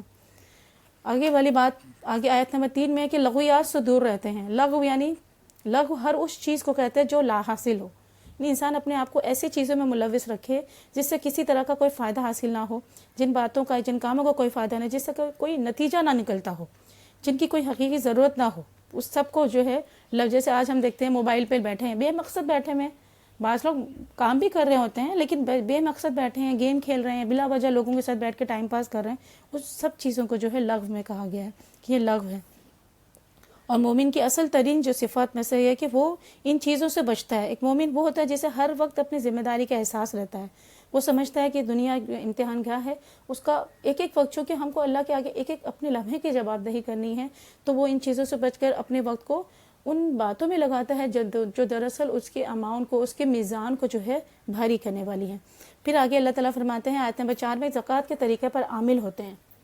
زکوٰۃ کے طریقے پر عامل ہوتے ہیں یعنی کہ ان کا زکوٰۃ کا ہم دیکھیں تو یہ ہمیشہ آتا ہے یوتون اور زکوٰۃ کہ وہ زکوٰۃ دیتے ہیں, بلکہ یہ کہا گیا ہے کہ زکوٰۃ کے طریقے پر عامل ہوتے ہیں. زکوٰۃ کا مطلب جو ہے ہوتا ہے تزکیہ کرنا, زکوٰۃ سے ہے, زکوٰۃ کا مطلب ہے پاکیزگی چاہنا, نشو نما کرنا. تو اس طرح سے کہ وہ اپنے آپ کو بھی پاک کرتے ہیں, دوسروں کو بھی پاک کرنے کی کوشش کرتے ہیں, اپنے مال کو بھی پاک کرتے ہیں, دوسروں کے مال کو بھی پاک کرنے کی کوشش میں لگے رہتے ہیں. پھر آگے اپنی شرمگاہوں کی حفاظت کرنا, یہ سورہ نور میں آئے گا تو وہاں پر ہم دیکھیں گے آگے والی جو آیت ہے کہ اپنی امانتوں اور عہد و پیمان کا پاس کرتے ہیں. یہ آیت نمبر 8 ہے، 8 اور 9، کہ وہ اپنے آیت نمبر 8 ہے کہ اللہ کے رسول صلی اللہ علیہ وسلم کی ایک چھوٹی چھوٹی میں حدیثیں بتاتے ہوئے گزروں گی، جو امانت کی صفت نہیں رکھتا، اللہ کے رسول نے فرمایا جو امانت کی صفت نہیں رکھتا وہ ایمان نہیں رکھتا، اور جو عہد کا پاس نہیں رکھتا وہ دین نہیں رکھتا. یعنی امانت کو اور عہد کو جو ہمارے ایمان اور دل جو ہے دین کے ساتھ جوڑ دیا گیا ہے کہ یہ اتنی اہم اور ضروری چیزیں ہیں کہ ہم نے کسی سے وعدہ کیا ہے، کسی کی امانت ہمارے پاس رکھی ہے، کسی کی بات، کسی کا قول ہمارے پاس بطور امانت ہے اور ہم انہیں اس کو خیانت کر دی، ہم نے کسی سے عہد و پیما کیا ہے اس کو ہم فراموش کر بیٹھے. یہ جو ہے اس کو اللہ تعالیٰ نے ہمارے دین اور ہمارے ایمان کے ساتھ جوڑ دیا. تو جب ہم اپنی امانتوں میں خیانت کے مرتکب ہوں یا جب ہم عہد و پیمان کا پاس لحاظ نہ رکھیں تو سوچ لے کہ ہمارا ایمان اور ہمارا دین دونوں ہی خطرے میں ہیں. اللہ کے رسول صلی اللہ علیہ وسلم نے فرمایا ہے کہ 4 خصلتیں، اگر 4 خصلتیں یعنی 4 عادتیں اگر کسی میں پائی جاتی ہیں تو وہ خالص منافق ہے، یا اگر ان میں سے کوئی ایک پائی جائے تو اس کے اندر ایک خصلت نفاق کی ایک خصلت ہے کہ جب تک کہ اس کو چھوڑ نہ دے. کہ پہلی بات کیا کہ جب کوئی امانت اس کے سپرد کی جائے تو خیانت کرے، دوسری بات جب بولے تو جھوٹ بولے، تیسری بات کہ جب عہد کرے یعنی وعدہ کرے تو توڑ دے، اور چوتھی بات جب کسی سے جھگڑے تو اخلاق اور دیانت کی ساری حدیں پھلانگ دے. یہ جو ہے منافقت کی علامت والی چیزیں ہیں. اللہ تعالیٰ ہماری حفاظت فرمائے، ہم کو اپنے حفظ و امان میں رکھے ایسی چیزوں سے اور ایسی باتوں سے. آگے ہے کہ وہ اپنی نمازوں کی حفاظت کرتے ہیں، محافظت کرتے ہیں. کا مطلب ہے کہ وہ اوقات نماز، آداب نماز، ارکان و اجزاء نماز و نماز سے تعلق رکھنے والی ہر چیز کی پوری نگہداشت کرتے ہیں. جسم اور کپڑے پاک رکھتے ہیں، وضو کرتے ہیں وقت تو ٹھیک طریقے سے وضو کرتے ہیں، تمام اعضاء کو دھوتے ہیں. پوری مطلب یہ دیکھیں کہ نماز کو ٹال کر نہیں پڑھتے، اس کو اس کے وقت پر پڑھتے ہیں، اور نماز میں رکوع سجود میں جو ہے جو پورے جتنا وقت لینا چاہیے اتنا وقت لیتے ہیں. لیکن نماز کی چوری کھائی جاتی ہے. نماز کی چوری کیا ہے؟ رکوع اور سجود کو بہت تیزی سے ادا کر دیا جائے، بس کھڑے ہوئے، اور جیسے علامہ اقبال نے فرمایا نا تمہاری نمازیں طائرانہ تمہاری باتیں شاعرانہ. تو بات یہ ہے کہ ہم کو نماز میں جیسے پہلے آگیا ہے، پہلے خشوع کا ذکر کیا گیا ہے کہ نماز میں جب خشوع ہوگا تو یہ تمام چیزیں جو ہے یہ محافظت خود بخود آ جائیں گی. اور اللہ تعالیٰ کہہ رہا ہے کہ اگر یہ کوالٹیز جن کے اندر ہے وہی لوگ جو ہے وارث ہوں گے اس جنت کے، اس فردوس کے وارث ہوں گے جو اللہ تعالیٰ نے بنایا ہے. اور آگے اللہ تعالیٰ کہہ رہا ہے یہی لوگ ہمیشہ اس میں رہیں گے. پھر آگے اللہ یہ کوالٹیز جو کہ ہم دیکھیں کس حالات میں کہا جا رہا ہے، جس وقت مسلمان بہت زیادہ ستائے جا رہے ہیں، پریشان کیے جا رہے ہیں، ٹارچر والا دور ہے. بظاہر جو لوگ مسلمان ہو رہے ہیں ان کو مطلب فائنینشلی بھی ان کو ستایا جا رہا ہے، ذہنی اور جسمانی بھی ٹارچر کیا جا رہا ہے، اور ان کا کوئی جائے پناہ نہیں ہے کہ وہ کہیں چلے جائے، کوئی ان کی سپورٹر نہیں ہے. اور ایسے دور میں ایسے ایمان لانے والوں کے بارے میں کہا جا رہا ہے کہ وہ جنت میں میراث پائیں گے. اللہ تعالیٰ ان کو کام اور کہہ رہا ہے کہ یہی فلاح، یہ فلاح پانے والے لوگ ہیں، یقیناً فلاح پا گئے. تو یہ جو اخلاقی جو ان کے اندر برتری آ رہی ہے نبی صلی اللہ علیہ وسلم کی اتباع کر کے، اس کے بارے میں کہا جا رہا ہے کہ نبی کی اتباع کے نتیجے میں جو ہے یہ جنت کے یہ میراث میں جو فردوس پائیں گے. اب آگے جو ہے اللہ تعالیٰ پھر انسانی تخلیق کا ذکر آیت نمبر 12 سے اللہ تعالیٰ انسانی تخلیق کی مثال دے کر کے اور باقی تمام پوری کائنات کی مثال دے کر کے اللہ تعالیٰ پھر یہی بات باور کرا رہا ہے کہ آیت توحید کی طرف کہ ان سب کو بنانے والا اللہ ہے، تو کہاں پھرے جا رہے ہو. آگے آیت نمبر 12 ہے کہ ہم نے انسان کو مٹی کے سط سے بنایا، پھر اسے ایک محفوظ جگہ ٹپکی ہوئی بوند میں تبدیل کیا، پھر ان بوندوں کو اس بوند کو لوتھڑے کی شکل دی، پھر لوتھڑے کو بوٹی بنایا، پھر بوٹی کی ہڈیاں بنائی، پھر ہڈیوں میں گوشت چڑھایا، پھر اسے دوسری ہی مخلوق بنا کھڑا کیا. بس بڑا ہی بابرکت ہے اللہ، سب کاریگروں سے اچھا کاریگر. پھر اس کے بعد ضرور تم کو مرنا ہے، پھر قیامت کے روز یقیناً تم اٹھائے جاؤ گے. دیکھیں یہ پورا انسانی مرحلہ پیدائش سے لے کر ایک رحم مادر میں نطفے سے لے کر ایک پورا مکمل انسان بننے اور پوری زندگی گزارنے کے بعد دوبارہ سونپے جانے یعنی قبر میں جانے، قبر کے بعد دوبارہ اٹھا جانے، تمام مرحلے کا اللہ تعالیٰ ذکر کر کے کہہ رہا ہے کہ تم کو کھڑے ہونا ہے. ہم دیکھیں کس طرح سے یہ جو ایمبرائیولوجی کے جو سٹیجز بتائے گئے ہیں، آج ہم دیکھیں یہ کتنی بڑی نشانی ہے، کتنی بڑی کہ یہ 1400 سال پہلے یہ باتیں جو بتائی گئی ہیں کہ کیا نبی صلی اللہ علیہ وسلم نے جو باتیں کہی، جیسے آگے باتیں آئیں گی کہ یہ کسی سے سیکھ لے رہا ہے، کوئی آ کے سکھا کے چلا جاتا ہے، تو کیا اس دور میں یہ پاسبل تھا کہ اتنی بڑی حقیقت کی رحم مادر میں جن سٹیجز سے بچہ ایک نطفہ گزرتا ہے، ایک فیٹس گزرتا ہے، اس کو کس طرح سے تمام سٹیجز کا ذکر کیا اللہ تعالیٰ نے. پھر آگے وہ تمہارے اوپر ہم نے 7 آسمان، آیت نمبر 17 ہے, تمہارے اوپر ہم نے 7 آسمان بنائے، تخلیق کے کام سے ہم کچھ نابلد نہ تھے، اور آسمان سے ہم نے ٹھیک حساب کے مطابق ایک خاص مقدار میں پانی اتارا اور اس کو زمین میں ٹھہرا دیا. ہم اسے جس طرح چاہے غائب کر سکتے ہیں. میں اس کو پورا تشریح نہیں کروں گی، لیکن آپ ٹھہر کر سوچتے جائیں کہ اللہ تعالیٰ کا ایک خاص مقدار میں پانی اتارنا. بہت زیادہ پانی آ جائے تو کیا ہو جاتا ہے؟ سیلاب ہو جاتا ہے. پانی کم ہو جائے تو قحط پڑ جاتا ہے. لیکن اللہ تعالیٰ نے خاص مقدار میں پانی اتارا، ہم جیسے چاہے غائب بھی کر سکتے ہیں. پھر اس پانی کے ذریعے سے ہم نے تمہارے لیے کھجور انگور کے باغ پیدا کیے. تمہارے لیے ان باغوں میں بہت سے لذیذ پھل ہیں، ان سے تم روزی حاصل کرتے ہو. اور وہ درخت بھی ہم نے پیدا کیا جو طور سینا سے نکلتا ہے، تیل بھی لیے ہوئے اگتا ہے اور کھانے کے والوں کے لیے سالن بھی. اور حقیقت یہ ہے کہ آیت نمبر 21، حقیقت یہ ہے کہ تمہارے لیے مویشیوں میں بھی ایک سبق ہے. ان کے پیٹوں میں جو چیز ہے اس میں سے ایک چیز ہم تمہیں پلاتے ہیں، اور تمہارے لیے ان میں بہت سے دوسرے فائدے ہیں. ان کو تم کھاتے ہو، ان پر اور کشتیوں پر تم سوار کیے جاتے ہو. ہے نا کہ کیا اللہ تعالیٰ جو پلانے والی چیز کہہ رہا ہے کہ ہم دیکھیں کہ دودھ جس کو مکمل غذا کہا گیا ہے، دودھ ایک مکمل غذا ہے. اللہ تعالیٰ اپنا یہ احسان بھی اللہ تعالیٰ کے ہے. اللہ تعالیٰ کس طرح کے احسان کرتا ہے کہ ہم سوچتے بھی نہیں ہیں.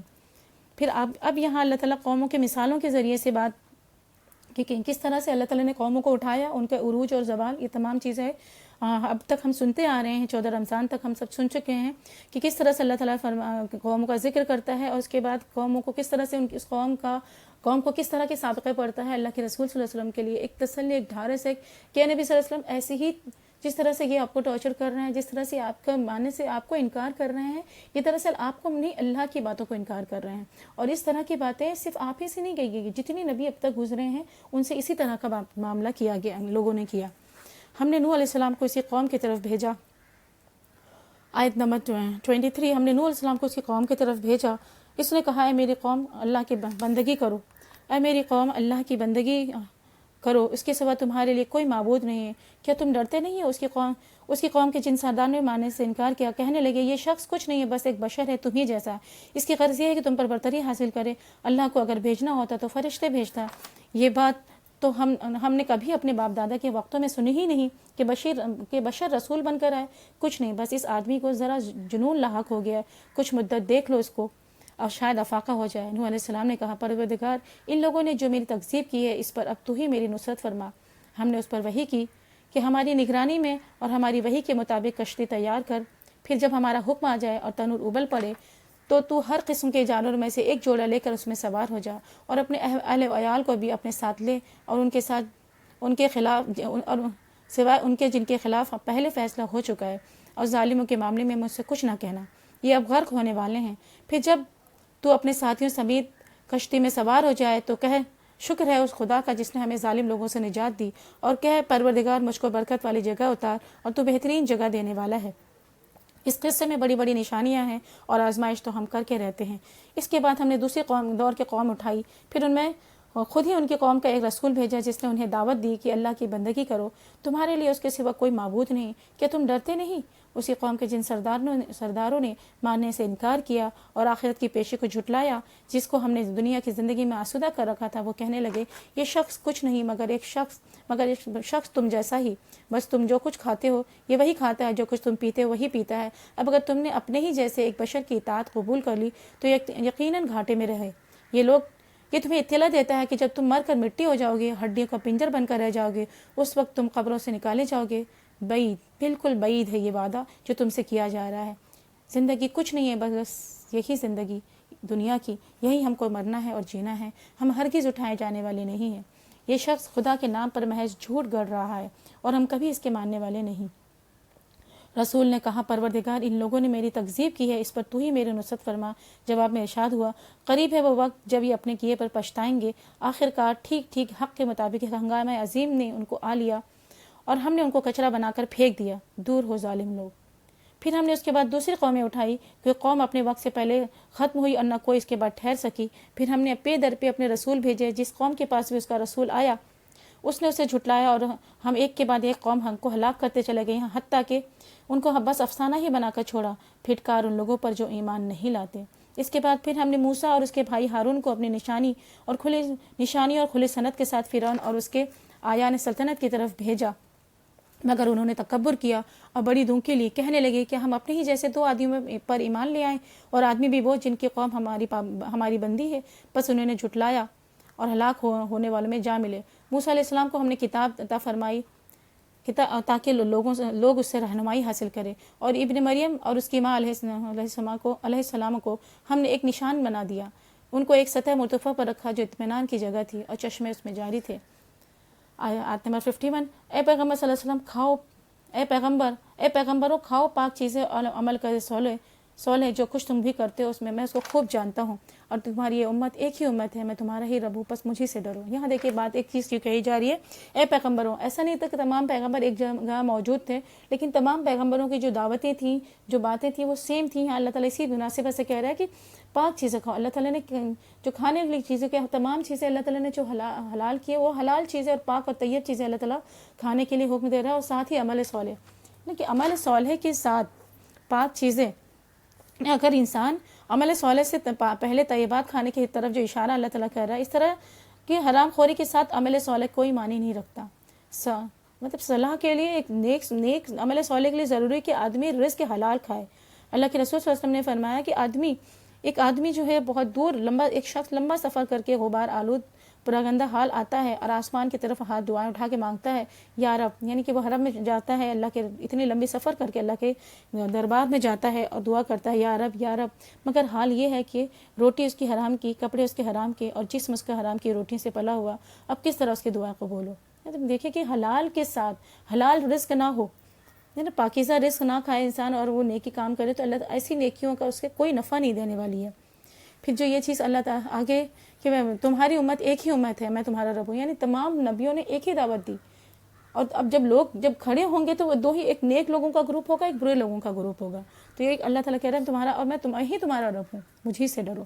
مگر بعد میں لوگوں نے اپنے دین کو آپس میں ٹکڑے کر لیا، ہر گروہ کے پاس جو کچھ ہے اسی میں وہ مگن ہے۔ اچھا چھوڑو انہیں ڈوبے رہیں وہ اپنے غفلت میں ایک خاص مدت وقت تک۔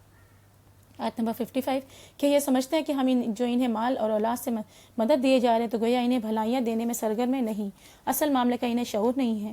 بھلائی کی طرف دوڑنے والے اور سبقت کر کے انہیں پا لینے والے تو در حقیقت وہ لوگ ہیں جو اپنے رب کی خوف سے ڈرتے رہتے ہیں، جو اپنے رب کی آیات پر ایمان لاتے ہیں، جو اپنے رب کے ساتھ کسی کو شریک نہیں کرتے، جن کا حال یہ ہے کہ دیتے ہیں جو کچھ بھی دیتے ہیں اور اس خیال کے ساتھ کانپتے رہتے ہیں کہ ہمیں اپنے رب کی طرف پلٹنا ہے۔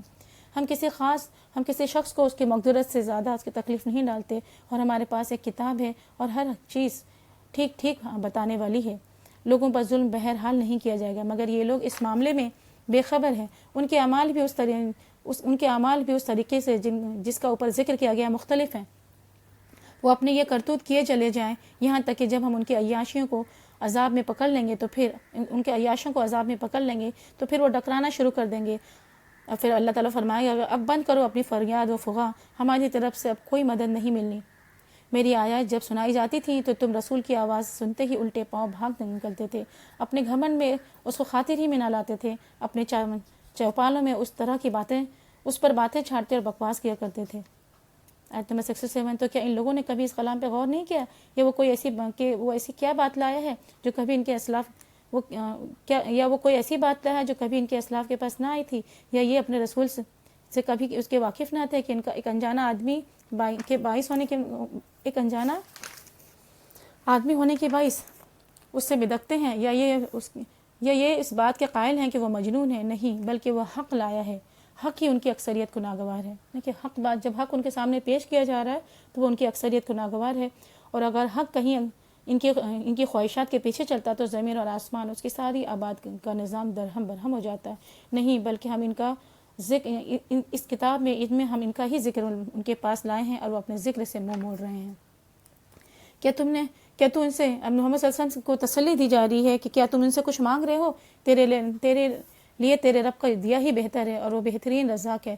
تو ان کو سیدھے راستے کی طرف بلا رہا ہے، مگر جو لوگ آخرت کو نہیں مانتے وہ راہ راست سے ہٹ کر چلنا چاہتے ہیں۔ اگر ہم ان پر رحم کریں اور وہ تکلیف جن میں آج کل یہ مبتلا ہے دور کر دیں تو یہ اپنی سرکشی میں بالکل ہی بہک جائیں گے۔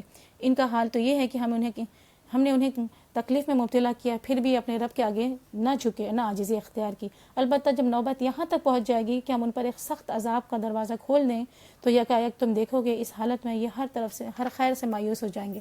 کہ یہ اللہ کے رسول صلی اللہ علیہ وسلم نے جب یہ نبی صلی اللہ علیہ وسلم کی بات مان کر نہیں دے رہے تھے تو اللہ کے رسول نے ان کے لیے اللہ تعالیٰ سے دعا کی تھی کہ خدایا ان کے مقابلے میں میری مدد فرما یوسف علیہ السلام کے 7 سالہ قحط جیسے، ہے نا، ہم نے جیسے سورہ یوسف میں سنا کہ وہاں پہ جو قحط پڑا تھا 7 سالہ قحط، تو اللہ کے رسول صلی اللہ علیہ وسلم نے اس طرح سے دعا کی تھی، چنانچہ اس طرح سے قحط ہوا کہ مردار کھانے کی نوبت آ گئی۔ پھر جو ہے مکے قریشی قوم کے سردار جو اللہ کے رسول صلی اللہ علیہ وسلم سے آ کر جو التجا کرنے لگے کہ آپ اپنے اللہ تعالیٰ سے دعا کریے کہ اس کو جو ہے ٹال دے اس سے، تو ہم جو ہے یقیناً جو ہم صحیح روش اختیار کریں گے۔ لیکن جب اللہ تعالیٰ نے ان سے اس چیز کو ٹال دیا تو پھر وہ اسی طرح سے اپنے معاملات پھر ویسے ہی ہو گئے جیسے وہ پہلے تھے۔ آگے آیت نمبر 78 میں اللہ تعالیٰ فرماتے ہیں وہ اللہ ہی تو ہے جس نے تمہیں سننے دیکھنے کی قوتیں دیں، سوچنے کو دل دیا، مگر تم لوگ کم ہی شکر گزار ہوتے ہیں۔ وہی ہے جس نے تمہیں زمین میں پھیلایا، اسی کی طرف تم سمیٹے جاؤ گے۔ وہی زندگی بخشتا ہے، وہی موت دیتا ہے، گردش لیل و نہار اسی کے قبضے قدرت میں ہے۔ کیا تمہاری سمجھ میں یہ بات نہیں آتی؟ مگر یہ لوگ وہی کچھ کہتے ہیں جو ان کے پیش رو کہہ چکے ہیں۔ یہ کہتے ہیں کہ جب ہم مر کر مٹی ہو جائیں گے اور ہڈیوں کا پنجر بن کر رہ جائیں گے تو ہم کو پھر سے زندہ کر کے اٹھایا جائے گا۔ ہم نے یہ بھی وعدے بہت سنے ہیں، ہم سے پہلے ہمارے باپ دادا بھی سنتے رہے ہیں، یہ محض افسانہ پارینہ ہے۔ ان سے کہو بتاؤ اگر تم جانتے ہو کہ یہ زمین اس کی ساری آبادی کس کی ہے؟ یہ ضرور کہیں گے اللہ کی۔ پھر تم ہوش میں کیوں نہیں آتے؟ ان سے پوچھو ساتوں آسمان اور عرش عظیم کا مالک کون ہے؟ یہ ضرور کہیں گے اللہ۔ پھر پوچھو پھر تم ڈرتے کیوں نہیں؟ ان سے پوچھو بتاؤ اگر تم جانتے ہو کہ ہر چیز پر اقتدار کس کا ہے اور کون ہے جو پناہ دیتا ہے اور اس کے مقابلے میں کوئی پناہ نہیں دے سکتا؟ یہ ضرور کہیں گے یہ بات تو اللہ ہی کے لیے ہے۔ کہو پھر کہاں سے تم کو دھوکہ لگتا ہے؟ جو امر حق ہے وہ ہم ان کے سامنے لے آئے ہیں اور کوئی شک نہیں کہ یہ لوگ جھوٹے ہیں۔ اللہ نے کسی کو اپنی اولاد نہیں بنایا اور نہ کوئی دوسرا خدا اس کے ساتھ ہے۔ اگر ایسا ہوتا تو ہر خدا اپنی خلق کو لے کر الگ ہو جاتا، پھر وہ ایک دوسرے پر چڑھ ہوتے۔ پاک ہے اللہ ان باتوں سے جو یہ لوگ بناتے ہیں، کھلے اور چھپے کا بھید جاننے والا ہے، اور بالا تر ہے اس شرک سے جو یہ لوگ تجویز کر رہے ہیں۔ اے محمد صلی اللہ علیہ وسلم دعا کرو کہ پروردگار جس عذاب کی ان کو دھمکی دی جا رہی ہے اگر وہ میری موجودگی میں تو لائے تو اے میرے مالک، اے میرے رب، مجھے ان ظالم لوگوں میں شامل نہ کیجیے۔ اور حقیقت یہ ہے کہ ہم تمہاری آنکھوں کے سامنے ہی وہ چیز لے آنے کی پوری قدرت رکھتے ہیں جن کی ہم انہیں دھمکی دے رہے ہیں۔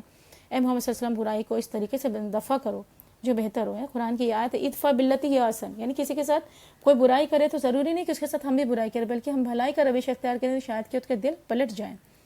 جو کچھ باتیں وہ تم پر بناتے ہیں وہ ہمیں خوب معلوم ہے۔ اور دعا کرو کہ پروردگار میں شیاطین کی اکساہٹوں سے تیری پناہ مانگتا ہوں۔ یہ بہترین دعا ہے، ربی اعوذ بک من ہمزات الشیاطین و اعوذ بک ربی ان یحضرون، کہ پروردگار میں شیاطین کی اکساہٹوں سے تیری پناہ مانگتا ہوں، بلکہ اے میرے رب میں تو اس سے بھی تیری پناہ مانگتا ہوں کہ میرے قریب آئے۔ یہ لوگ اپنی کرنی سے باز نہ آئیں گے، یہاں تک کہ جب ان میں سے کسی کو موت آ جائے گی تو کہنا شروع کرے گا اے میرے رب مجھے اسی دنیا میں بھیج دے جسے میں چھوڑ آیا ہوں، امید ہے کہ اب میں عمل کروں گا۔ ہرگز نہیں، یہ تو بس ایک بات ہے جو وہ بک رہا ہے۔ اب ان سب مرنے والوں کے پیچھے ایک برزخ حائل ہے اور دوسری زندگی تک۔ پھر جو ہی کہ سور پھونک دیا جائے گا اور ان کے درمیان پھر کوئی رشتہ نہ رہے گا، نہ وہ ایک دوسرے کو پوچھ سکیں گے۔ اس وقت جن کے پلڑے بھاری ہوں گے وہی فلاح پائیں گے۔ فَمَن يَعْمَلْ مِثْقَالَ ذَرَّةٍ، ہے نا، کہ جن کے پلڑے بھاری ہوں گے، جس کے ذرہ برابر بھی نیکی ہوگی وہ ان کی میزان کو بھاری کرنے والی ہوگی، وہی فلاح پائیں گے۔ جن کے پلڑے ہلکے ہوں گے وہی لوگ ہوں گے جنہوں نے اپنے آپ کو گھاٹے میں ڈال دیا، وہ جہنم ہے، ہمیشہ رہیں گے۔ آگ ان کے چہروں کی کھال چاٹ جائے گی، ان کے جبڑے باہر نکل آئیں گے۔ انسان دنیا میں اپنے چہرے کی بہت زیادہ کیئر کرتا ہے، بہت زیادہ اس کی حفاظت کرتا ہے۔ اللہ تعالیٰ کہہ رہا ہے کہ اس کی چہروں کی کھال چاٹ جائے گی، ان کے جبڑے باہر نکل آئیں گے۔ کیا تم وہی لوگ نہیں ہو کہ جب تمہیں میری آیات سنائی جاتی ہے، کہا جائے گا ان کو جہنم میں ڈالنے کے بعد کہا جائے گا کیا تم وہی لوگ نہیں ہو کہ جب تمہیں میری آیات سنائی جاتی تھی تو تم انہیں جھٹلاتے تھے؟ وہ کہیں گے اے ہمارے رب ہماری بدبختی ہم پر چھا گئی تھی، ہم واقعی گمراہ لوگ تھے۔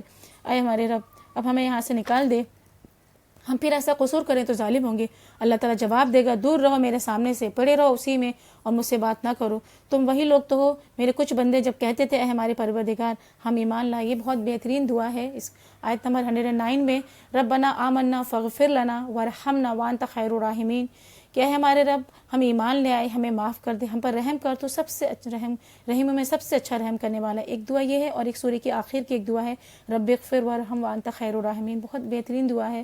اب وقت بھی ہے، رمضان کا مہینہ بھی ہے، ہم اس کو یاد کر لیں، اپنی نمازوں میں یہ دعائیں مانگیں اللہ تعالیٰ سے۔ آگے اللہ تعالیٰ کہ تم نے ان کا مذاق بنا لیا، یہاں تک کہ جب جو میرے بندے جو دعا کرتے تھے تم نے ان کا مذاق بنا لیا، یہاں تک کہ ان کی ضد نے تمہیں یہ بھی بھلا دیا کہ میں بھی کوئی ہوں، اور تم ان پر ہنستے رہے۔ آج ان کے صبر کا میں نے یہ پھل دیا کہ وہی کامیاب ہے۔ پھر اللہ تعالیٰ ان سے پوچھے کہ بتاؤ زمین میں کتنے سال رہے؟ وہ کہیں گے ایک دن یا دن کا کچھ حصہ ہم وہاں ٹھہرے رہے۔ شمار کرنے والوں سے پوچھ لیجیے، ارشاد ہوگا تھوڑی ہی دیر ٹھہرے نا، کاش تم نے اس وقت کو جانا ہوتا۔ کیا تم نے جو سمجھ رکھا تھا کہ ہم نے تمہیں فضول ہی پیدا کیا اور تمہیں ہماری طرف پلٹنا نہیں ہے؟ میں نے 50 سال 60 سال 70 سال کی زندگی اللہ کے نزدیک، جب ہم وہاں جائیں گے تو محسوس ہوگا کہ ہم نے جو ہے بس دن کا ایک دن یا دن کا کچھ حصہ ٹھہرے رہے۔ اس زندگی کو، یہ 60-70 سال کی زندگی جو دن یا دن کا کچھ حصہ ہے نا، ہم اس کے پیچھے اپنی پورا اسی خواہشات کے پیچھے پوری زندگی اپنے آپ کو لگا دیتے ہیں۔ حالانکہ اللہ تعالیٰ کہہ رہا ہے پلٹ کر ہمیں اسی کی طرف جانا ہے۔ آگے آیت کا اختتام، سورہ کا اختتام ہے کہ بس بالا و برتر ہے اللہ، بادشاہی حقیقی، کوئی خدا اس کے سوا نہیں ہے، مالک عرش بزرگ کا، جو کوئی اللہ کے ساتھ کسی اور کو معبود پکارے گا اس کے لیے اس کے پاس کوئی دلیل نہیں، تو اس کا کوئی حساب اس کے رب کے پاس نہیں۔ ایسے کافر کبھی فلاح نہیں پا سکتے۔ آگے اللہ تعالیٰ کہہ رہے ہیں اے محمد صلی اللہ علیہ وسلم کہو رب اغفر وارحم وانت خیر الراحمین، اے میرے رب درگزر فرما، اے میرے رب درگزر فرما اور رحم کر، تو سب رحیموں سے اچھا رحم کرنے والا ہے، آمین یا رب العالمین۔ آگے ہم سورہ نور شروع کرتے ہیں۔